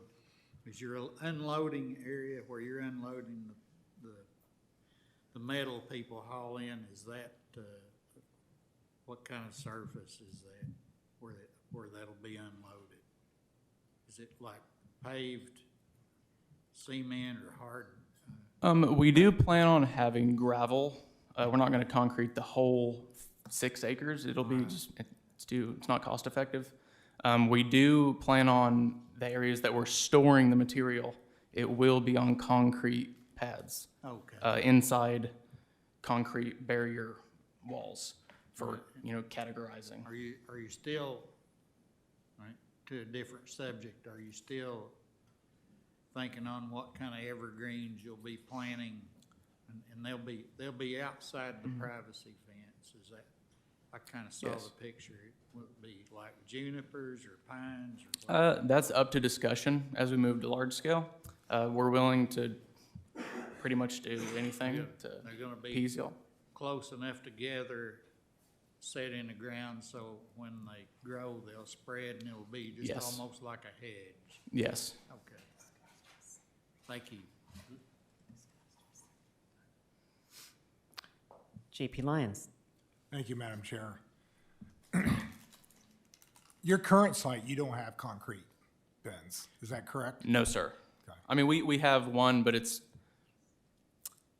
no, sir. We do not. Just leave it at that. And then, on average, and I'm gonna guess it's 2 based on what I heard earlier, but I'd rather, on average, how long is material stored before, from the time you get it till you ship it out? It sounds like it's turned over pretty quickly, but Yes. on average, how? At our current facility, we don't hold any metal more than a week. I know it doesn't look like that, but that is accurate. Okay.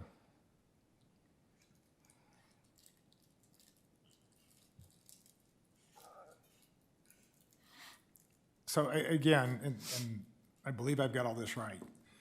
You receive, you unload, you maybe, I think you make, if you need to cut something down so it fit in a shipment container, you would do that for a piece of steel or something. Is that accurate? So steel, for non-ferrous materials, so your aluminums, copper, brass, stainless steels, all those will be processed, but they will be processed inside the warehouse. Define process. So that means cut. Cut, thank you. Cut or, yeah, it'll be cut into smaller pieces. Okay. Let's keep it simple. The steel, we do not, if a piece of steel comes in our shop, you know, say someone has a piece of iron beam that is too long for us, we don't buy it. Okay. Because we do not process ferrous materials. So the only thing you cut is non-ferrous. Yes, It's aluminum. aluminum, copper, those type of Correct. things. And that's a mechanical process? Yes, And- yes. and- So we have industrial non-ferrous shears. I say shear, don't be intimidated. It's fairly small. It's about the size of the podium. It's nothing that's going to be causing any noise or sound or. And that runs inside the warehouse? You do that all Correct. inside your Yeah, warehouse? just, it's electric.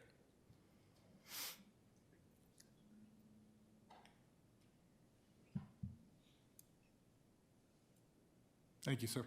Thank you. Next, we have J.P. Coker. Thank you, Madam Chair. I want to go back a little bit to the scrapped vehicles that I was talking about. What would happen if you had, say, 10 scrap vehicles come in at one time and you couldn't store all those? What would you do? Or do you limit the number that you take in? Can you ask that one more? Okay, so I envision, I went to the property, okay, I envision, you know, that you could get to the point where you would be, people would be bringing more scrap vehicles than you could handle at one time. What would you do in that instance? We would reject them if our facility did not allow smooth traffic flow. And one part of rejecting those would be that you didn't have room then inside your fenced area? Correct. Yeah, well, I'd simply tell the customer to bring it back when we are, you know, when we sell some metal and get room for more storage. Okay, thank you.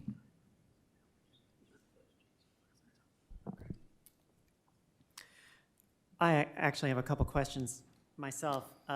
So the current Vaughn Recycling is in my JP district. And I'm sad to see a business potentially leave South Fayetteville. We need jobs there. We need businesses there. Did y'all look at staying in South Fayetteville, expanding at your current site, or maybe moving to the Fayetteville Industrial Park? I'm just out of curiosity. We did, but for financial reasons, we did not pursue that. Okay, it would have been cost prohibitive to Yes. stay in, wow, okay. Yeah. I guess that's a sign of where we're going in South Fayetteville these Yeah, days. I discussed real estate with a individual in the city, and we didn't qualify for revenue to buy the piece of property we wanted to. Okay, all right. I know that we jumped in with questions before you were able to present. Do you have something else to present to us? Yeah, I'll give a short presentation. Okay, and I think, let me ask actually our county attorney, do we need to vote to extend time at this point? Because we spent time asking questions. We still have 5 minutes. We still have This about one? 5 minutes. Okay, Yeah. all right. So again, my name's Levi Vaughn. I'm the owner of Vaughn Recycling. I'm the third generation owner through the family. I'm proud to have a family-led business with deep roots in the Fayetteville, hopefully soon to be Springdale community. And as we build our new facility, our goal is simple. It's to set a new standard for what metal recycling can be, a clean, organized, and truly responsible facility. Also to educate the community and the youth of the need for our industry. We believe that recycling isn't just about metal or profit. It's about protecting the environment for future generations. That's why we're investing in the latest equipment and modern machinery, making our operations smoother, safer, and efficient.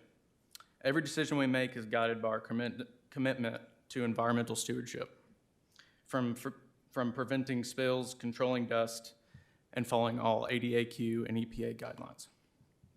And I'll present a few statistics of just to get y'all an idea about what we process and the quantity we process, if I can find it.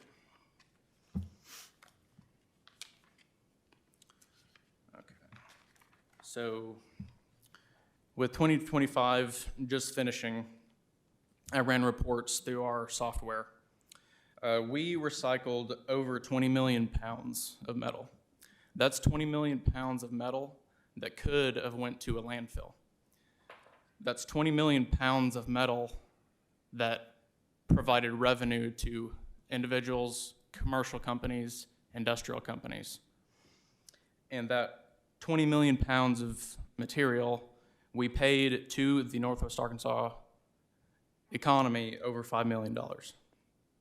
We have 15 employees averaging $18 an hour. The range is $16 to $35 an hour. Our average payroll per year is over $560,000.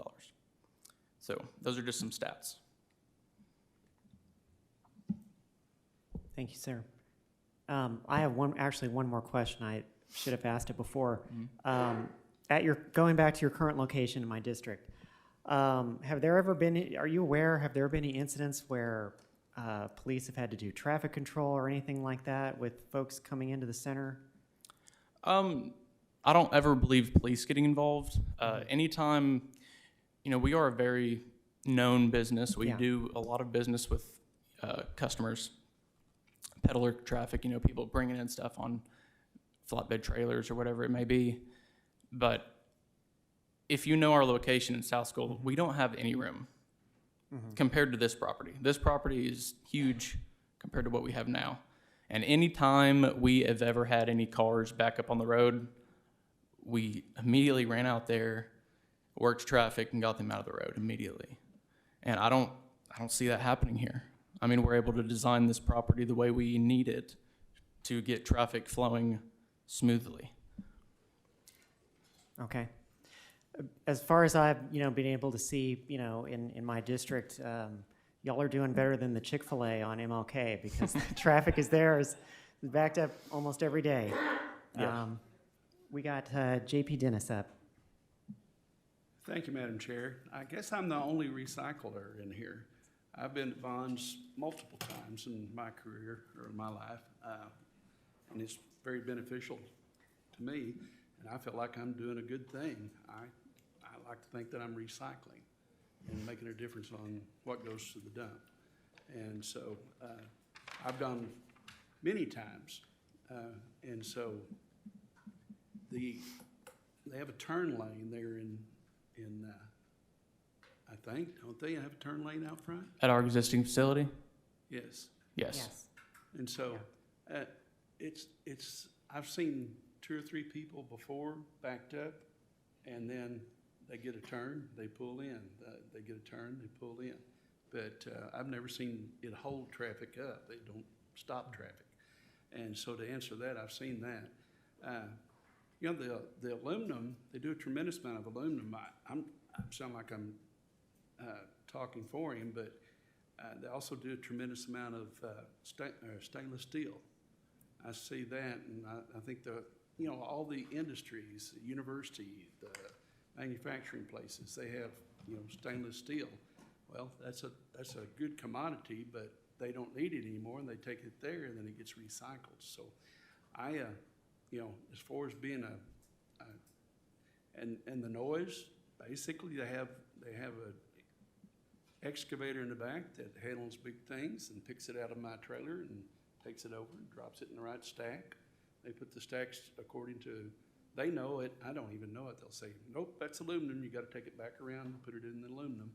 And so it's very organized. And then I see the pallets where they're palletized and smashed, and then they set them on the truck on aluminum, the cans, and it's a neat. I like seeing industry. I like seeing what they've got in the back. I go anytime anybody invites me to come back and see. But they've been a good customer for, or good company for Fayetteville. And I go all the way back to 1973.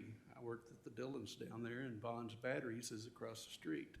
And they would always recycle our batteries for us, and where we didn't have to get rid of them. So used to, they bought them, but anymore, they just take them from you, I think, for free. But they've been a good business for Fayetteville, Arkansas. Hate to see them go. I thought they were getting another place, but so anyway, that's all I've got to say. Thank you. Is Vaughn Battery staying in place, or are they moving too? It's still there. Okay. And it will. That's not It'll up to stay me. there? It's Okay. up to my father, and they'll remain there until he decides to sell it. Okay, all right, thank you. I think, seeing no other questions, thank you. Thank you. We're now going to go to 30 minutes of public comment. For anyone who wants to make public comment, you can come up to the mic. You have 3 minutes each. Please start with your name and where you're from. My name is Eric Umber. I live at 2430 Tulip Tree Drive. I'm representing my mother who couldn't be here tonight. One of the things that's not mentioned on the road 412 entering the area where they want to enter is it's on about a 5 to 6% grade downhill, which is where all the traffic will be coming from to recycle all this stuff. Nobody drives 55. Everybody drives 60, 70, 75 miles an hour. I know because I have to turn in just above, about 50 yards before this. And it's a death trap. I'm a disabled veteran, so I'm home most of the time, and I see the accidents constantly on this road. Many deaths over the years. It's just a dangerous area for anything, and you get people driving in there that have never been there before or anything, and they start turning in a turn lane. It's dangerous. Second of all, I live at the house that is, as you can see by the tower, there's a tower there, and right there, we're looking down, it's about a 100-foot drop, 100 to 150-foot drop down into this area where they're going to build this place. They want to build it. And we're going to be looking inside a junkyard, if it's approved, for the rest of our lives. It's just not a pleasant view. And there goes my mother's home value right there. It'll be impossible to sell. Thank you very much. Thank you, sir. Citizen comments. Please state your name and where you're from. Kelly Franks, Springdale, and I have no issue with recycling. I just feel like they should be in a more industrial area or off the beaten path so that they're not so visual. So my question is, I have no problem with their business, but if it's an eyesore now and they only have a small area and now they're gonna have a large area, you know, if they want to have it looking nice, why doesn't it look nice now? Why does it look like these pictures that we took? That's how it looks right now, and they've had the business since 2007. I have no problem with the business, but it already looks unsightly, and they haven't cleaned it up there, so now we're going to grow the business. So that is a concern, and then there are a lot of vehicles on 412. Everybody knows it, but they are coming and going. You don't have a bunch of trucks in the turn lane turning, because then you would really have some accidents. 412 is a death trap, but most people are coming and going. You got people turning in and out, but one or two, not 50 to 100, trying to get in a turning lane. So I still think that their location on that hill is not a good location. And then so two wrongs don't make a right. If you've got a scrapyard, if you got somebody that's not following the rules, then somebody needs to get on them about following the rules if they're not following the rules, but two wrongs don't make a right. Two unsightly areas doesn't make it right. And then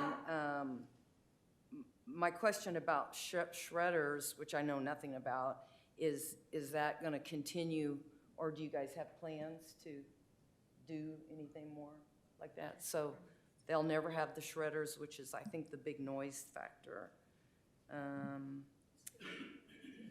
And values will go down around there.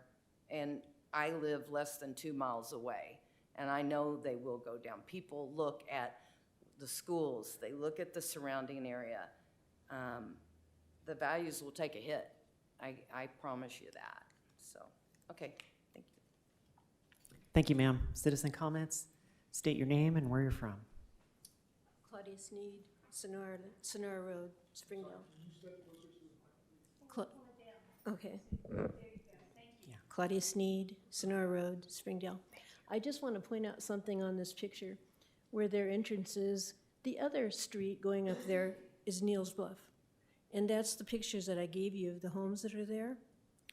And when it was made comment that we don't mind living by junkyards, I don't see any junkyards there. Yes, there are some things farther down the hill, but this neighborhood is right across the street. If you drove up that road right there, you would see some of the prettiest streets in Springdale and Fayetteville. It's a beautiful area, and it is very dangerous to get out there, especially in that center lane. When you're in that center lane and a big truck's coming at you, I swear they go toward you. You know, it's the frighteningest thing that you've been on that street, and it's going to get worse. So it's, I just wanted to point out mostly that that's Neal's Bluff, and that's where we live. Thank you. Thank you, ma'am. Citizen comments? State your name and where you're from. My name's Chad Runge. I'm right off 412 in Springdale. Knowing that they're going to be bringing in junk cars and getting them scrapped, nothing has been talked about what they're going to do as far as a filtration system, about the toxins, anything like that flowing off of this property, contaminating other people's property. I've got a pretty big issue with that. That still has not been addressed. Thank you. Thank you, sir. Citizen comments?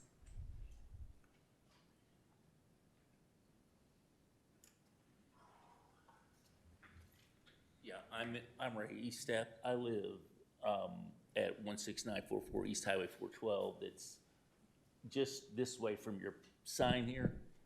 And there's always cars crashing into my yard. It's a little of a curve, but I mean, I've had cars fly through my yard. I mean, I can't even count the number of times. Even tires too. I had an 18-wheeler tire come right through my front yard. And that is, like he says, it's 55-mile-an-hour speed limit. They go the 55 at least or more.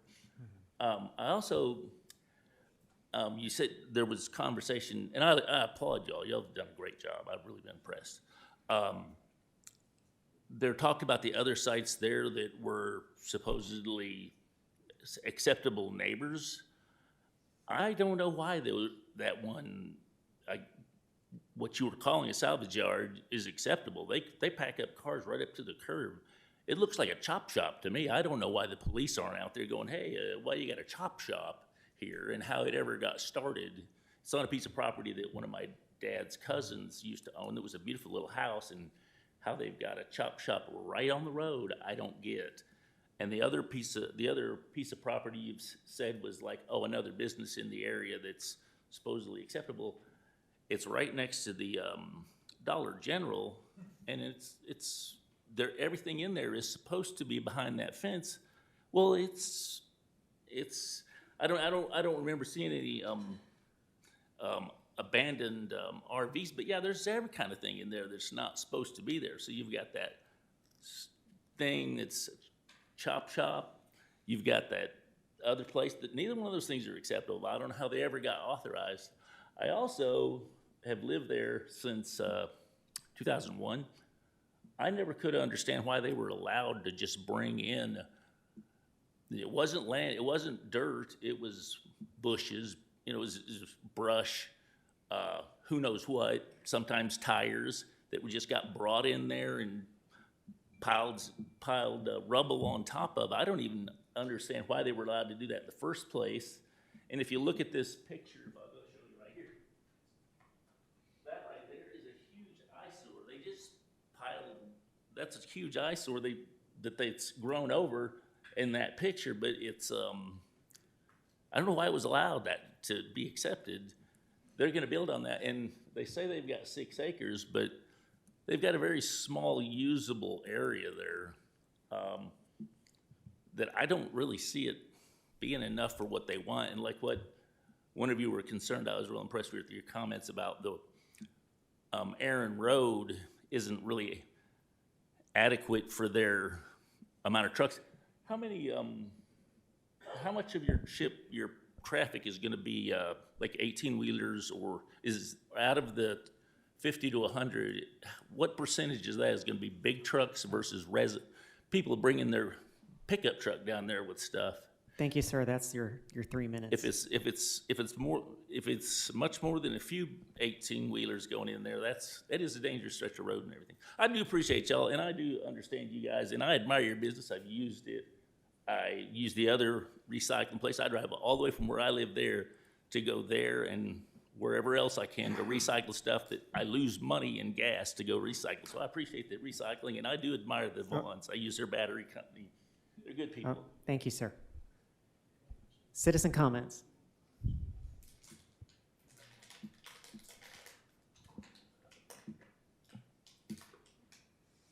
And ma'am, I think you have to pull the mic down. Thank you. My name is Dina Edson. I live at 16721 Equity Road. I'm sorry, I have very little voice. I do have one question concerning the trucks. What type of trucks will be delivering? Will they be dump trucks or roll-off trucks?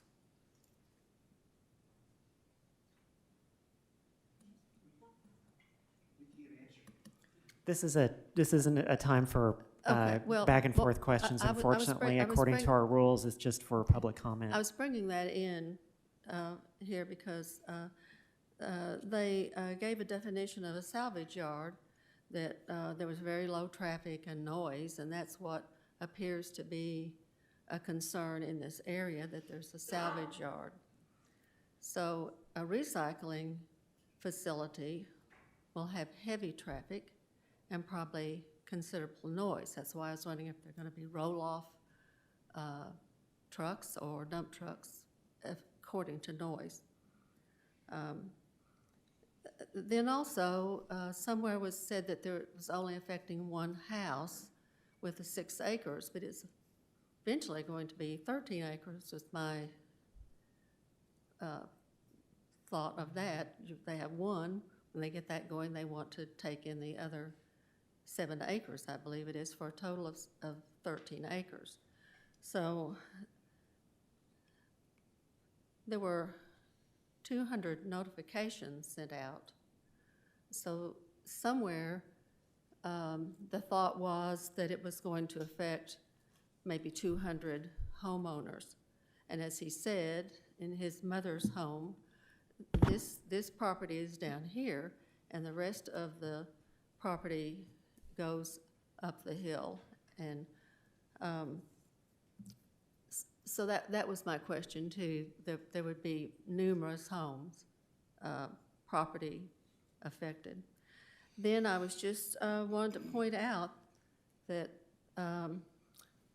the county's criteria for allowance of conditional use on page 67, which was read at the beginning of the meeting, I feel like that probably covers that this isn't suitable for this piece of property. Thank you. Thank you so much, ma'am. Citizen comments.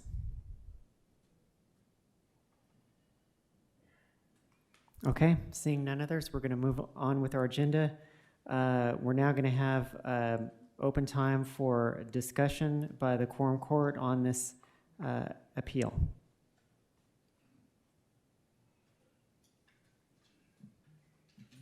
J.P. Massengale. Yeah, I want Director Attic.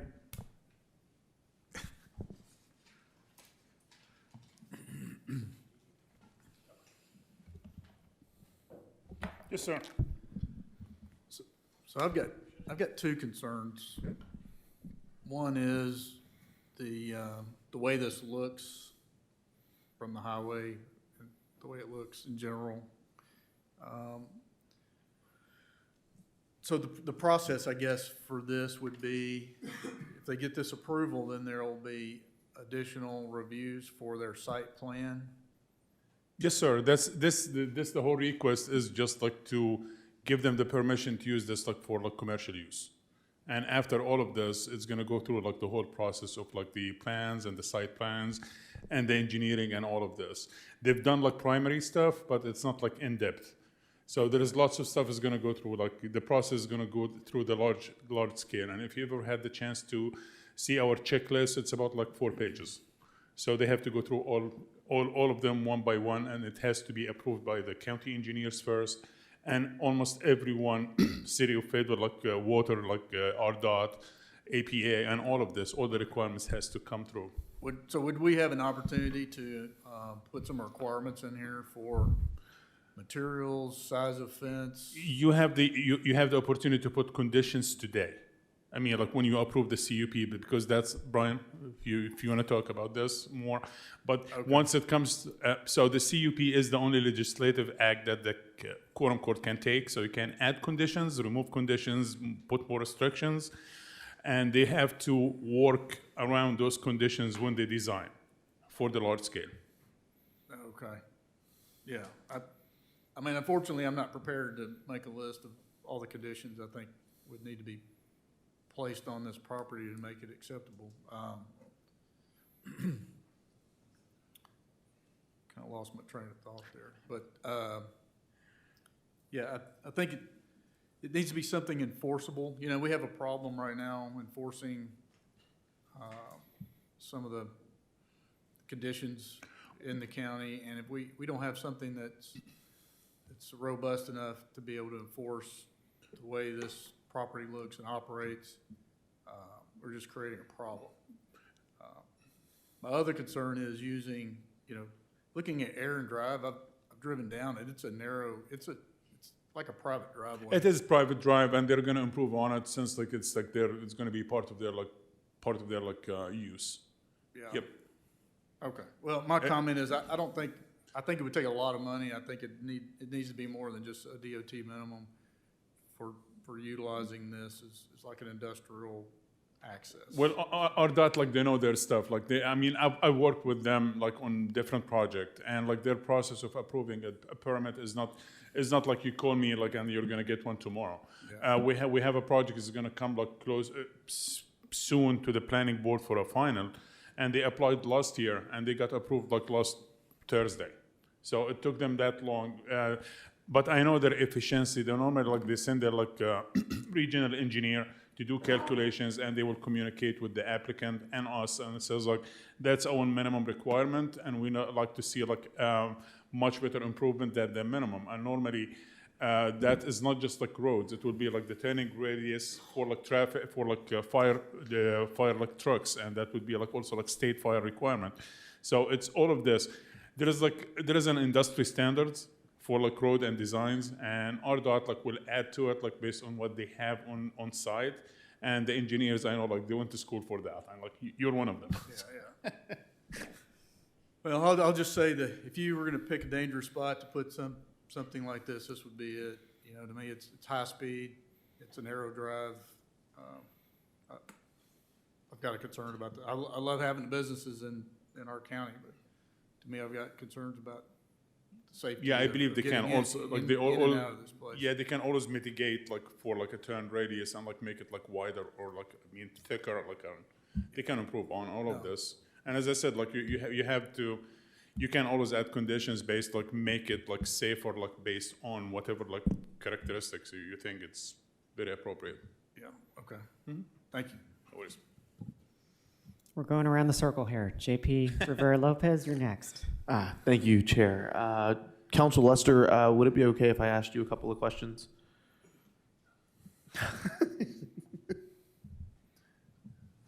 Sure. Okay.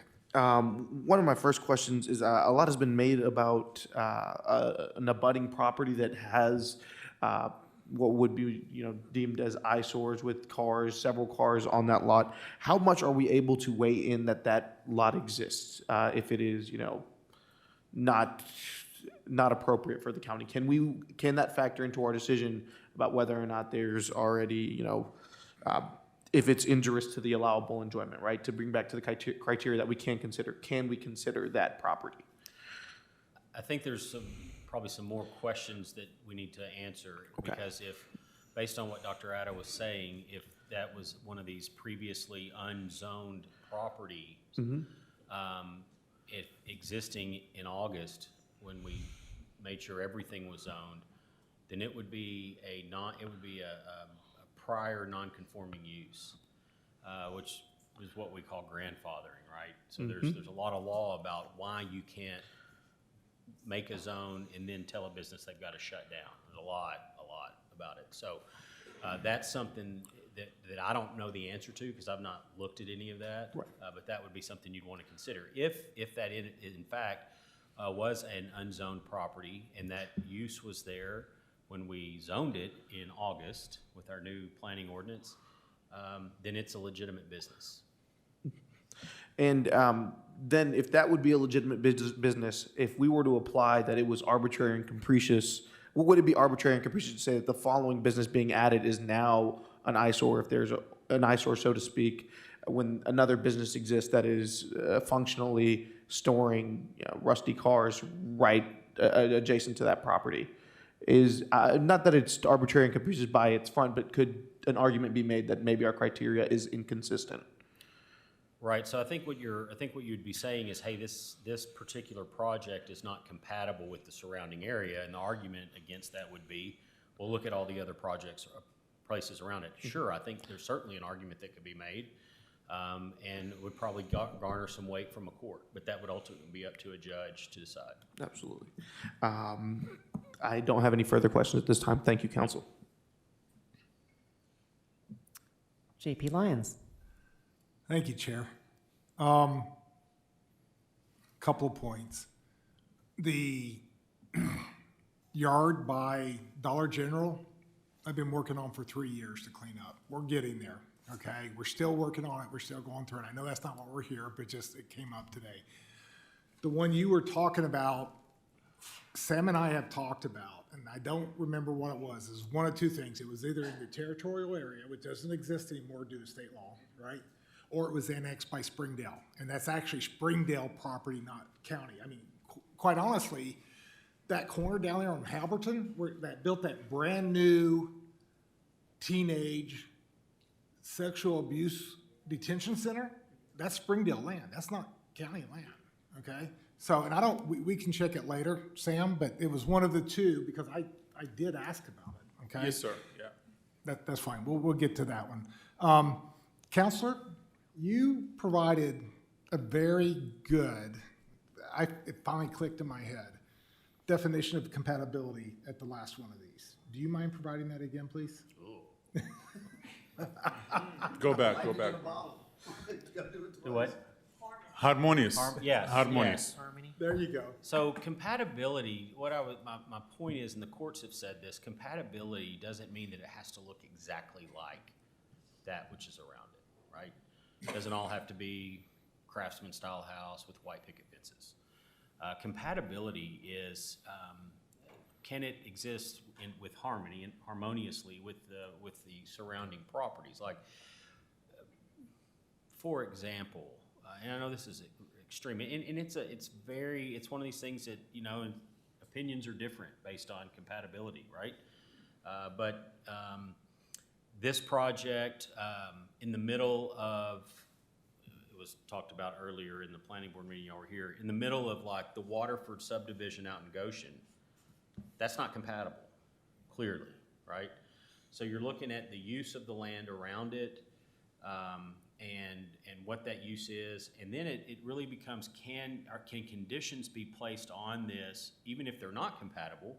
Is it possible to place conditions? We've had projects before where someone's wanted to put something commercial in an area that was all residential, and so there have been a lot of steps taken when we talk about, how do you make that compatible to the surrounding area? It has to do with the lighting, it has to do with the design, it has to do with things like that that can make something that doesn't really fit there look compatible to the things around it. Good. Thank you. Yeah, and I appreciate that. I struggled with that for several years. I like that definition, but I don't remember I couldn't regurgitate it. Sorry. I'll see if I can find that with the definition. I don't remember it off the top of my head. Okay. Appreciate that. So, and, you know, I went out and did some research because, again, we've heard people talk about, you know, the contaminants that come off the steel and that type of thing. And I can provide references to the website I use to get this information. So I do have referenceable information. But scrap metal has never been classified as a hazardous waste under federal law. Therefore, metals recycling facilities have never been considered hazardous waste treatment facilities under federal law. And I find it interesting, although it's not done that way, they already work with the EPA, if I remember correctly, Sam, that you put, they're already working with the EPA, they get inspected by the EPA, so I mean, all those things are to ensure that any type of contaminants are not being left and are not flowing into other properties and that type of thing. They're required by conditions to have a stormwater pollution prevention plan that is done. And as my colleague pointed out, there is a condition for screening that talks about the privacy fence, so that is written down.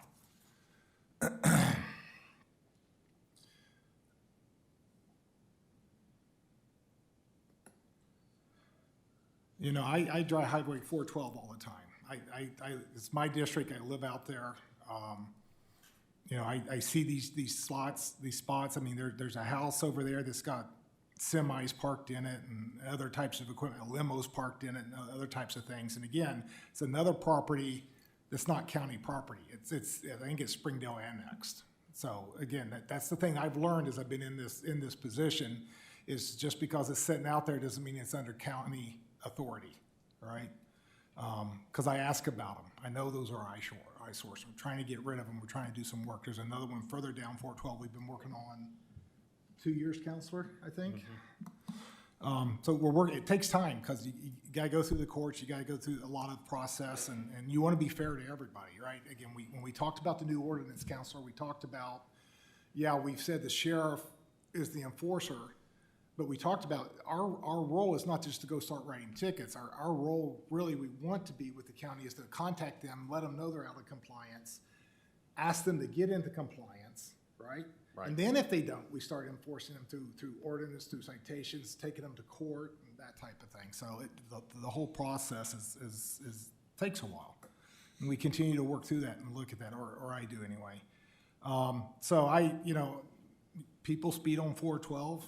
People don't obey the traffic laws. They make illegal turns.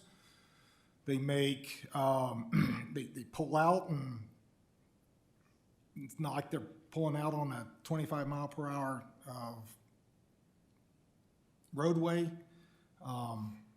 They don't drive in the right lanes. I mean, there's a lot of things going on out there. But it is a highway.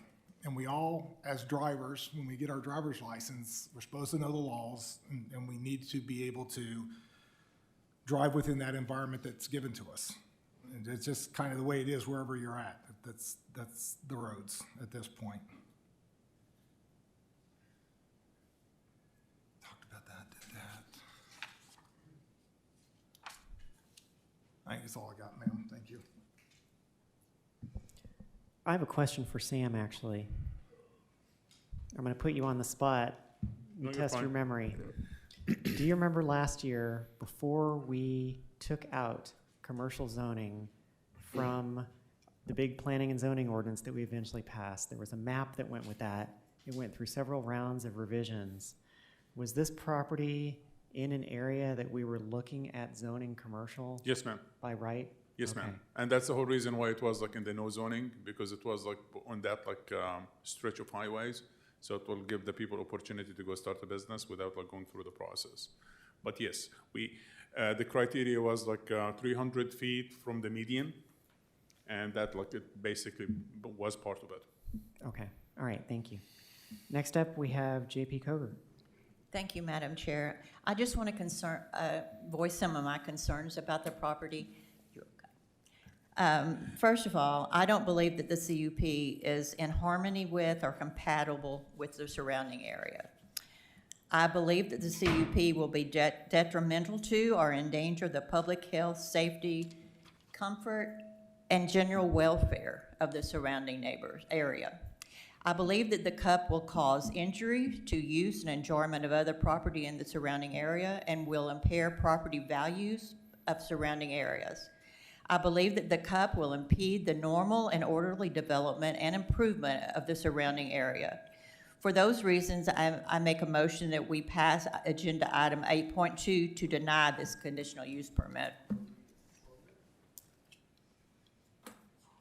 Okay, we have a motion to deny the conditional use permit by JP Koger. Is there a second? Second by JP Massengill. What I want to say to the group is that under our rules, we are able to consider either or both of these ordinances and vote on either or both of them during this appeal hearing. Any discussion?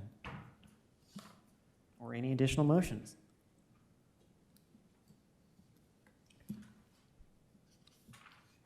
JP Lyons. I wanted to confirm, because I created that map for that district, and it was commercial. Because I believe everything from the Springdale city limits to Highway 303 East should be commercial. Why? Because it's already commercial. You cannot drive 15 miles in that area and not hit commercial business. So anyway, I just wanted to confirm that for you, because that's what I made it. I thought you made a motion.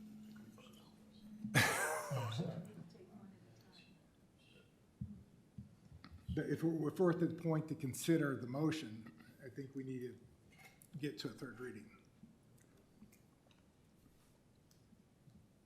Yes, that's correct. This is the correct motion that you made is a motion to suspend the rules and go to the next reading, or is that how we do it? Right, you can advance this one, and because it's on, if there's not a motion to suspend the rules and advance it on to the next reading, it'll automatically go to a second reading based on the motion. There can be another motion made, and we've had this happen before. Will not be the first time. And I said that at the last one of these we had, and forgot to say that. Technically, you can advance both of the ordinances if they're competing, and then when we get to the third reading, then that's where we'll take care of them. Hopefully, you won't pass both of them, then we have a problem. So that's kind of where we are on it. Thank you for explaining that. Next up is JP Massengill. Well, I just had a question about, you may have answered it just now about what the actual motion is. So, yeah. The motion was to advance item 8.2. And so I'll read that by title. That's an ordinance denying a conditional use permit recommended for approval by the Planning Board of Adjustments.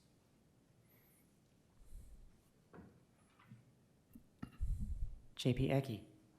Thank you. Can you have two motions on the floor at the same time? We have to, okay, then I make a motion that we pass 8.1 approving the CUP for Vaughn Recycling.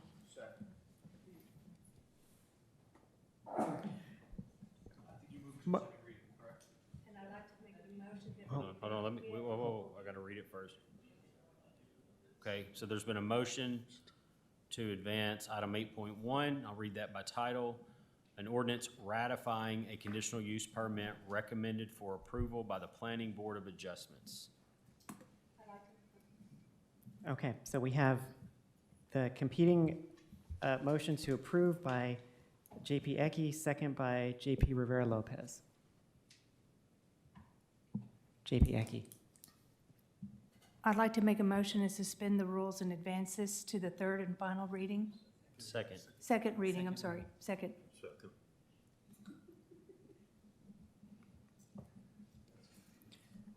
motion to move the ordinance to approve by JP Ecke, second by, who was this? JP Dean. And a point of order by JP Coger. So do I also need to make a motion then, Mr. Lester, to, if I want to move mine forward, I need to make that same motion to suspend the rules? Yes, you would need to make that motion. Okay, I'll do that when JP Ecke. Thank you. Madam Chair, I'd like to make a motion to suspend. Hold on, we haven't voted on that yet. We have a motion on the floor to suspend the rules to move item 8.1 to a second reading.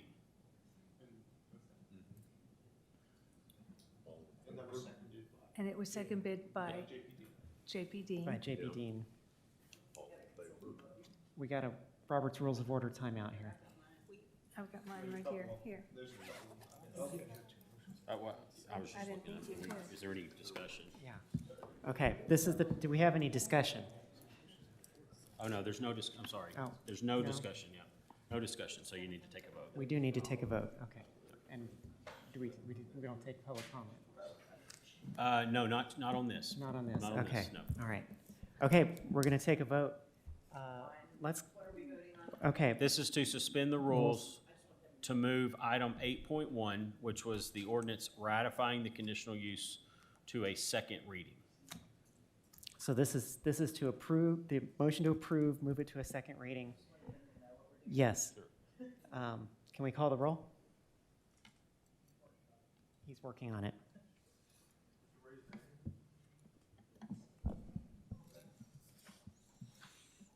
Justice Massengill.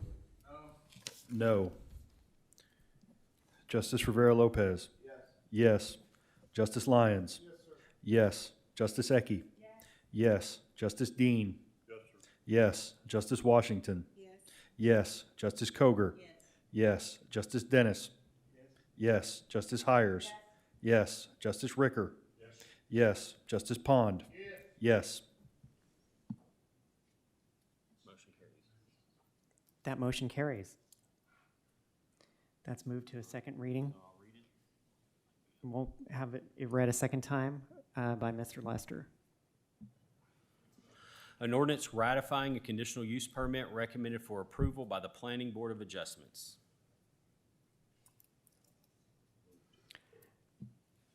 Okay, next we have JP Coger.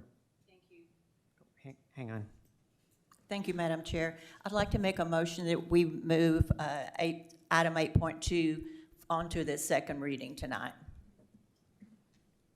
Do we have a second? Second by motion to move to the second reading, the ordinance to deny the conditional use permit by JP Coger, second by JP Massengill. Mr. Lester? We need to take a vote. We've already read it. Mr. Allen needs to call the roll for the vote on this. To approve it. Okay. Yes. Okay. Wait. To deny. Right. This This is is to now move it voting to on the the motion second. to To read deny. it for a second time To tonight. read for a yes. second time. Yeah. It is. A yes vote or no vote? I- No vote means I- you're voting not to move the denial to the second reading. Correct. So a yes vote will move the denial forward to a second reading, and a no vote will be voting against moving the denial forward. Is everybody good on that? Okay. Okay, we're going to call the roll. Justice Massengill.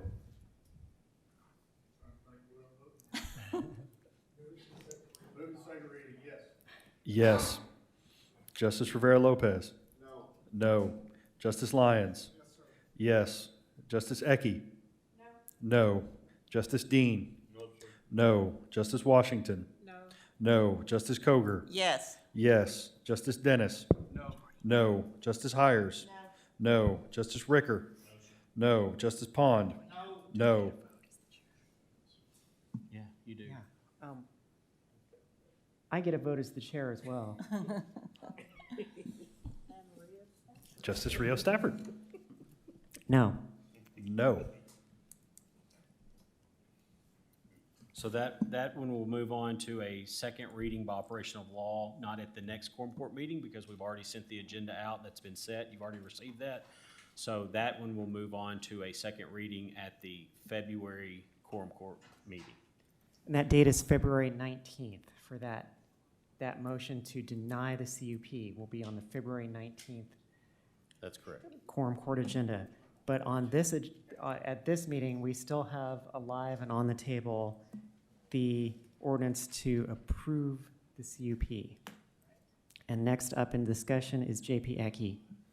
Thank you, Madam Chair. I'd like to make a motion that we suspend the rules and pass this on to the third and final reading for 8.1 for approval.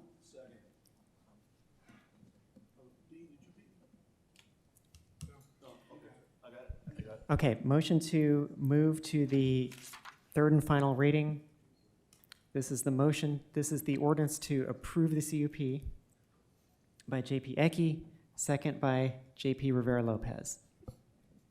And we're going to call the roll on this. Justice Massengill. This, I see the look of confusion. This is now, we're now voting on the ordinance to ratify, approve. Yes, yeah, this is just to suspend the rules and go to the third reading. No. Justice Rivera Lopez. Yes. Yes. Justice Lyons. Yes, sir. Yes. Justice Ecke. Yes. Yes. Justice Dean. Yes, sir. Yes. Justice Washington. Yes. Justice Koger. No. Justice Dennis. Yes. Justice Hires. Yes. Justice Ricker. Yes. Justice Pond. Yes. Justice Rios Stafford. Yes, Yes. that passes. On to the third and final reading. I'll read it for the third and final time. An ordinance ratifying a conditional use permit recommended for approval by the Planning Board of Adjustments. Madam Chair, I'd like to make a motion that we pass 8.1. Motion to pass item 8.1 by JP Which Ecke, pond? second by JP Pond. Now we have Discussion. discussion. JP Massengill. So I have nothing against this business in this location. My problem is, you know, to make this safe, they're using a driveway that's currently utilized by several homes in the area. They're gonna turn this driveway into an industrial entrance. I think that there's not enough meat in the process. Something should have been brought along with this to ensure that we have adequate egress, ingress, lighting, to make this a safe business. So with that, I'm going to vote no, and I'm going to encourage some of my colleagues to vote no also. Thank you, sir. JP Hires. Thank you, Madam Chair. Just want to tell the people that are out here, you know, this is a really tough position that we are always kind of put in, and our jobs are really, we are trying to balance public interest and also private interest at the same time. And so it's tough, and I know that change is like scary in your neighborhood. I pretty much always vote against conditional use permits, but this is the second time recently that I felt compelled to vote for it, and I am going to explain to you why. Because you know, the three pieces, I mean, if you want me to, I will explain to you why. But the three pieces that I really kind of lock in on as we were talking and I was taking notes about are, first off, compatibility. You know, as I was looking around on Google Maps, I'm seeing a concrete mixing plant. I'm seeing, you know, a salvage yard with hundreds of cars. I'm seeing another yard that's got semi pieces hanging out. I'm seeing a big giant storage building. I didn't see any homes on that road. I just saw a storage building, a place for like mini storage. You know, so when I look at this, I do think it is a compatible usage, and I also trust in our planning commission that knows the things that I don't know. They approved it unanimously. And so for number 4, that's where my compatibility piece stands. For fund number 5, with the public health piece, we asked the questions of the applicants about the current facility in South Fayetteville, which honestly, though I've lived in Fayetteville for like 28 years of my life, didn't even know it was there until I looked at it on a map today. So I've never seen it, even though I've driven past it hundreds of times, or I've never noticed it. But we asked them about the current location, which is a very busy street, traffic, pollutants. They are involved with ADEQ. They are working with the EPA. So I'm taking that public health consideration off, and then we move to that number 7. Does it impede normal development? Based on the other 2 piece of it, I don't think that this is going to, I know it's scary, and I know that we go straight to the worst case scenario. I don't think that this is going to damage anybody's property values any more than any of the other businesses. I don't think. I'm allowed to think. This is what I think. And I don't think it is. I think that most of the people that are here live fairly far away up a big hill. And so I can understand, you can be mad at me, that's fine. This is a hard job, and this is sometimes, I can't make everybody happy in this world. I vote the way that I think that I need to vote, and I'm gonna support this. Thank you. JP Rivera Lopez. Absolutely, and to parrot some of the sentiments of my colleagues, again, it's not as though I'm attempting to tell you guys how you have to feel about the way that I'm voting, but ultimately, I do feel that I owe you, and I believe I've explained that given the nature of the abutting properties that are around you all, for us to make a decision to treat them differently would put the county in a poor situation to defend such a decision. That is my opinion, and I'm not comfortable putting the county in a position to defend a decision that I don't think is a very strong decision. Furthermore, from what I understand, the business owners are fairly well, they have been very good stewards of the business that they have currently, and they have been very good stewards for the community at large. I don't believe that they would approach this in an antagonistic perspective to you all. And so I will also be supporting this. And you all can be angry, I understand, but I would not feel right about not explaining my decision to you all. Thank you. JP Massengill. Yeah, if you look on the map, they're just looking at Google Maps, you can see there's clearly at least 3 residences on this road, on Aaron Drive, possibly more. There's been a lot of conversation around the property surrounding it. I think we would all agree there's probably some conditions there we would not accept if we had a choice. And I don't think that should condemn this whole area to be, to go to that standard. And I think, we have an opportunity here to enforce a higher standard, and I think we need to hold out for a higher standard on this property. Thank you. Thank you. JP Koger. Thank you, Madam Chair. I want to understand how, back to what Mr. Lester talked about, how can we have 2 main motions on the floor at the same time?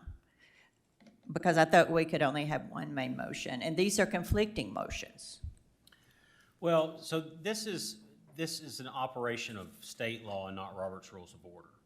So in order to move forward, you have to have 3 different readings. And so the motion was just to move it forward for a reading, right?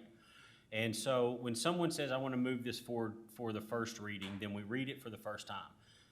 It still has to have the other readings as well. So in order to do that, state law allows you to suspend the rules. So for the public to know, when the Quorum Court passes an ordinance, with the exception of emergency ordinances and appropriation ordinances, which is to spend money, those ordinances have to be read 3 distinct times. And the law says that you are not prohibited from suspending the rules and reading it 3 distinct times or 2 distinct times at the same meeting, but it has to be read 3 distinct times. When we're talking about emergency ordinances and appropriations, emergency ordinances they're an emergency, so they have to be passed on one reading, but you have to do it with 10 votes. An appropriation ordinance can pass with only one vote if it gets 10 votes in favor. Then it's not required to move on. If it doesn't, it goes to the normal 3 reading.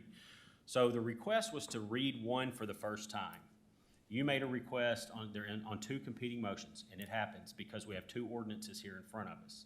And so one ordinance did not get the requisite number of votes to suspend the rules and move it on to a second reading. So by operation of state law, and it doesn't have anything to do with Robert's rules, it has to go on to another reading.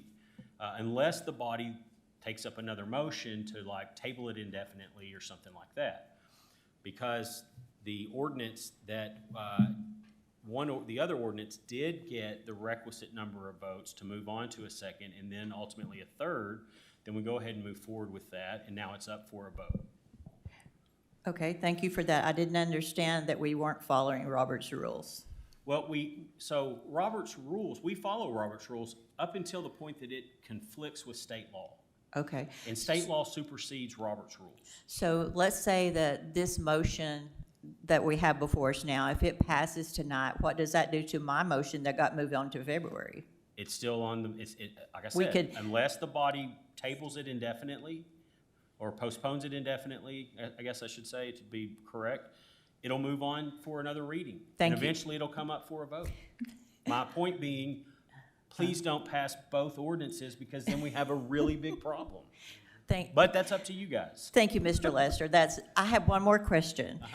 Do I need to restate my reasons why I was, my concerns that I voiced earlier now at this point, or would they already be in the record? They're already on the record. Okay, We're thank you. fine. I don't And have, the reason that we have it this way is because in order for you all to even have it, we have to prepare an ordinance for the meeting in order for it to be on the agenda, for it to go out, so that you know what you're voting on. And to do so on an appeal, we have to prepare both sides. We're just kind of here to say, okay, what are we doing? So sometimes, very rarely, both of them move forward. Never had both of them pass, but that certainly has gotten close before. they never predict what we're gonna do. I was going to say, JP Koger, you are welcome to, state your position on this if you so choose. If not, we're going to move on to citizen comments. Right, your statement has already been made, it's on the record. There's That's no what, need- I just wanna make sure, I won't go through all of that again, because I wanted to make sure that everybody else was talking about it now, so I didn't know if I needed to restate it. If I don't No. need to, I won't. No. Okay, seeing no other discussion, we're going to move on to citizen comments. We've got 3 minutes per speaker. 12 Please, minutes total. 12 minutes total. If you want to address this, please come up to the mic, state your name and where you're from.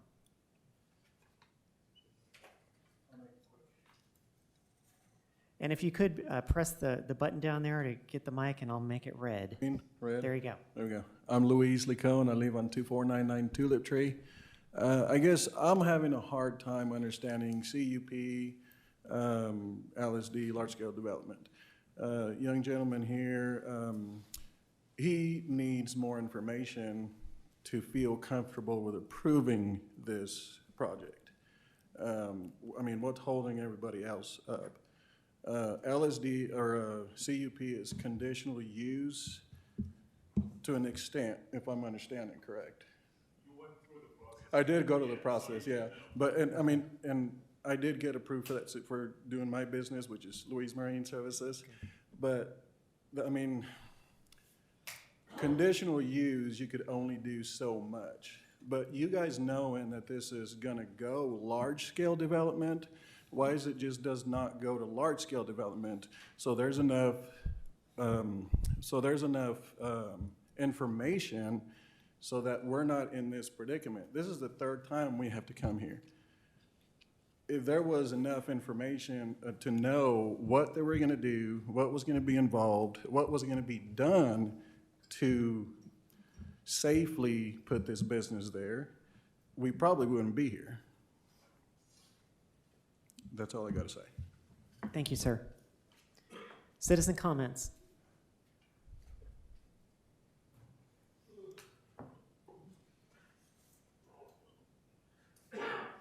And I know you've already previously stated your name and where you're from, but you got to do it again for the. I'm Ray Eastep. I live at 16944 East Highway 412. What are we commenting about right here? Because all of that was so confusing. Am I commenting that about, are you wanting comments about, do we approve of the motion to pass it, or are we approving? Yes. So I'm supposedly saying no, I up here to say, no, I would disapprove of this motion to pass it. That's what you're talking about, the motion to pass it, because that was so confusing, I don't know what it was. Yeah, I think the original reason we came in here, I don't know what that other mumbo jumbo legal stuff was, and I don't really think it's probably won't pass muster if we get it. You can't have two competing things you're voting on at the same time and discussing that we haven't had a chance to figure out what you're even talking about to make a comment on it. So I definitely am against you guys voting to pass it. And I don't know why you have that on the floor that we're voting and discussing at the same time. We can't even make head nor tails of what you're talking about. I vote, I appreciate that they really have an important position. I love recycling, and they need to find a place to do their business, and they are a great business. But that's a terrible location.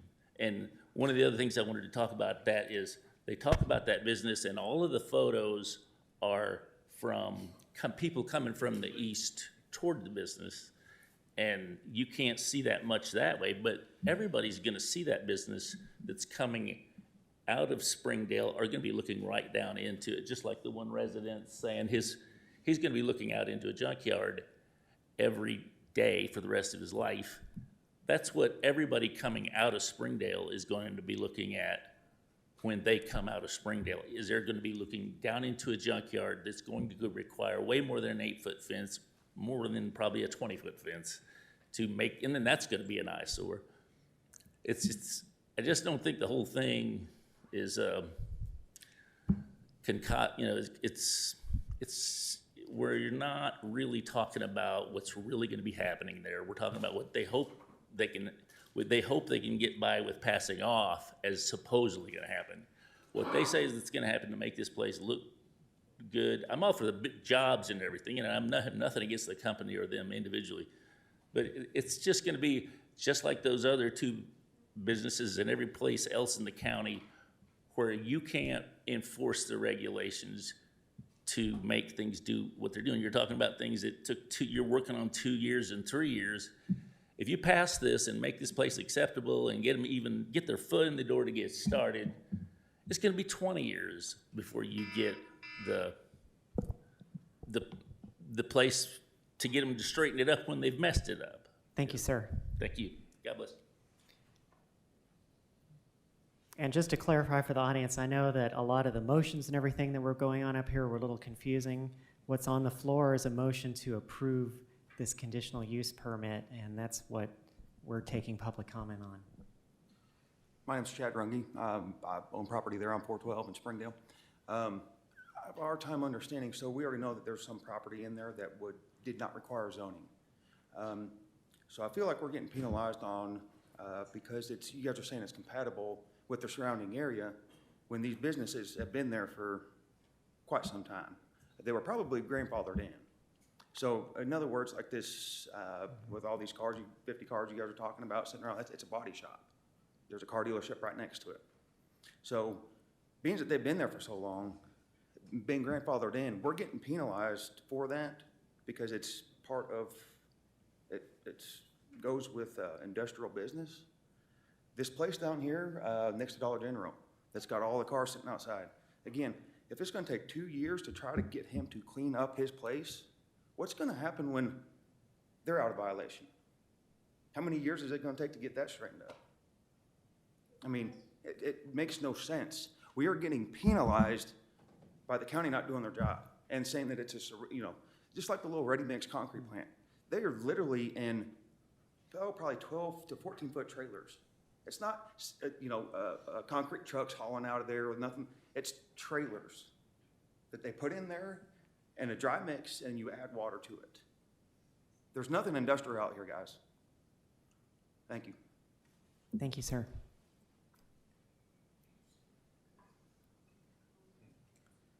Kenneth Lovett, Fayetteville, Arkansas.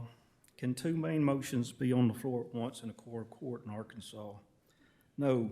Generally, only one main motion can be on the floor pending at a time in an Arkansas quorum court.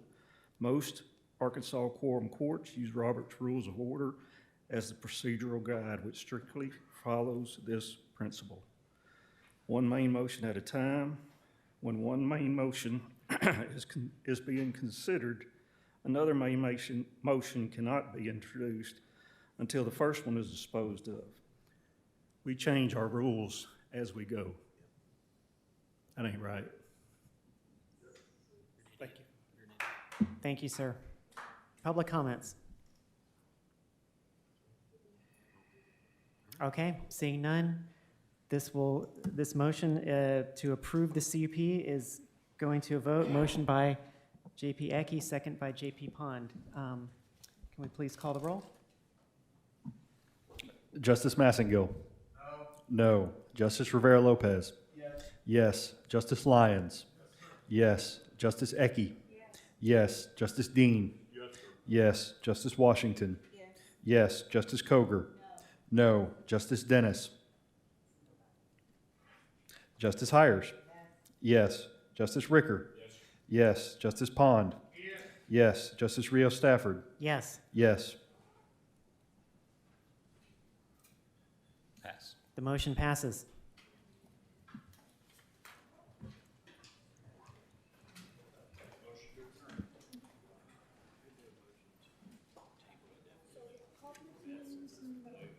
Okay, well, it's okay.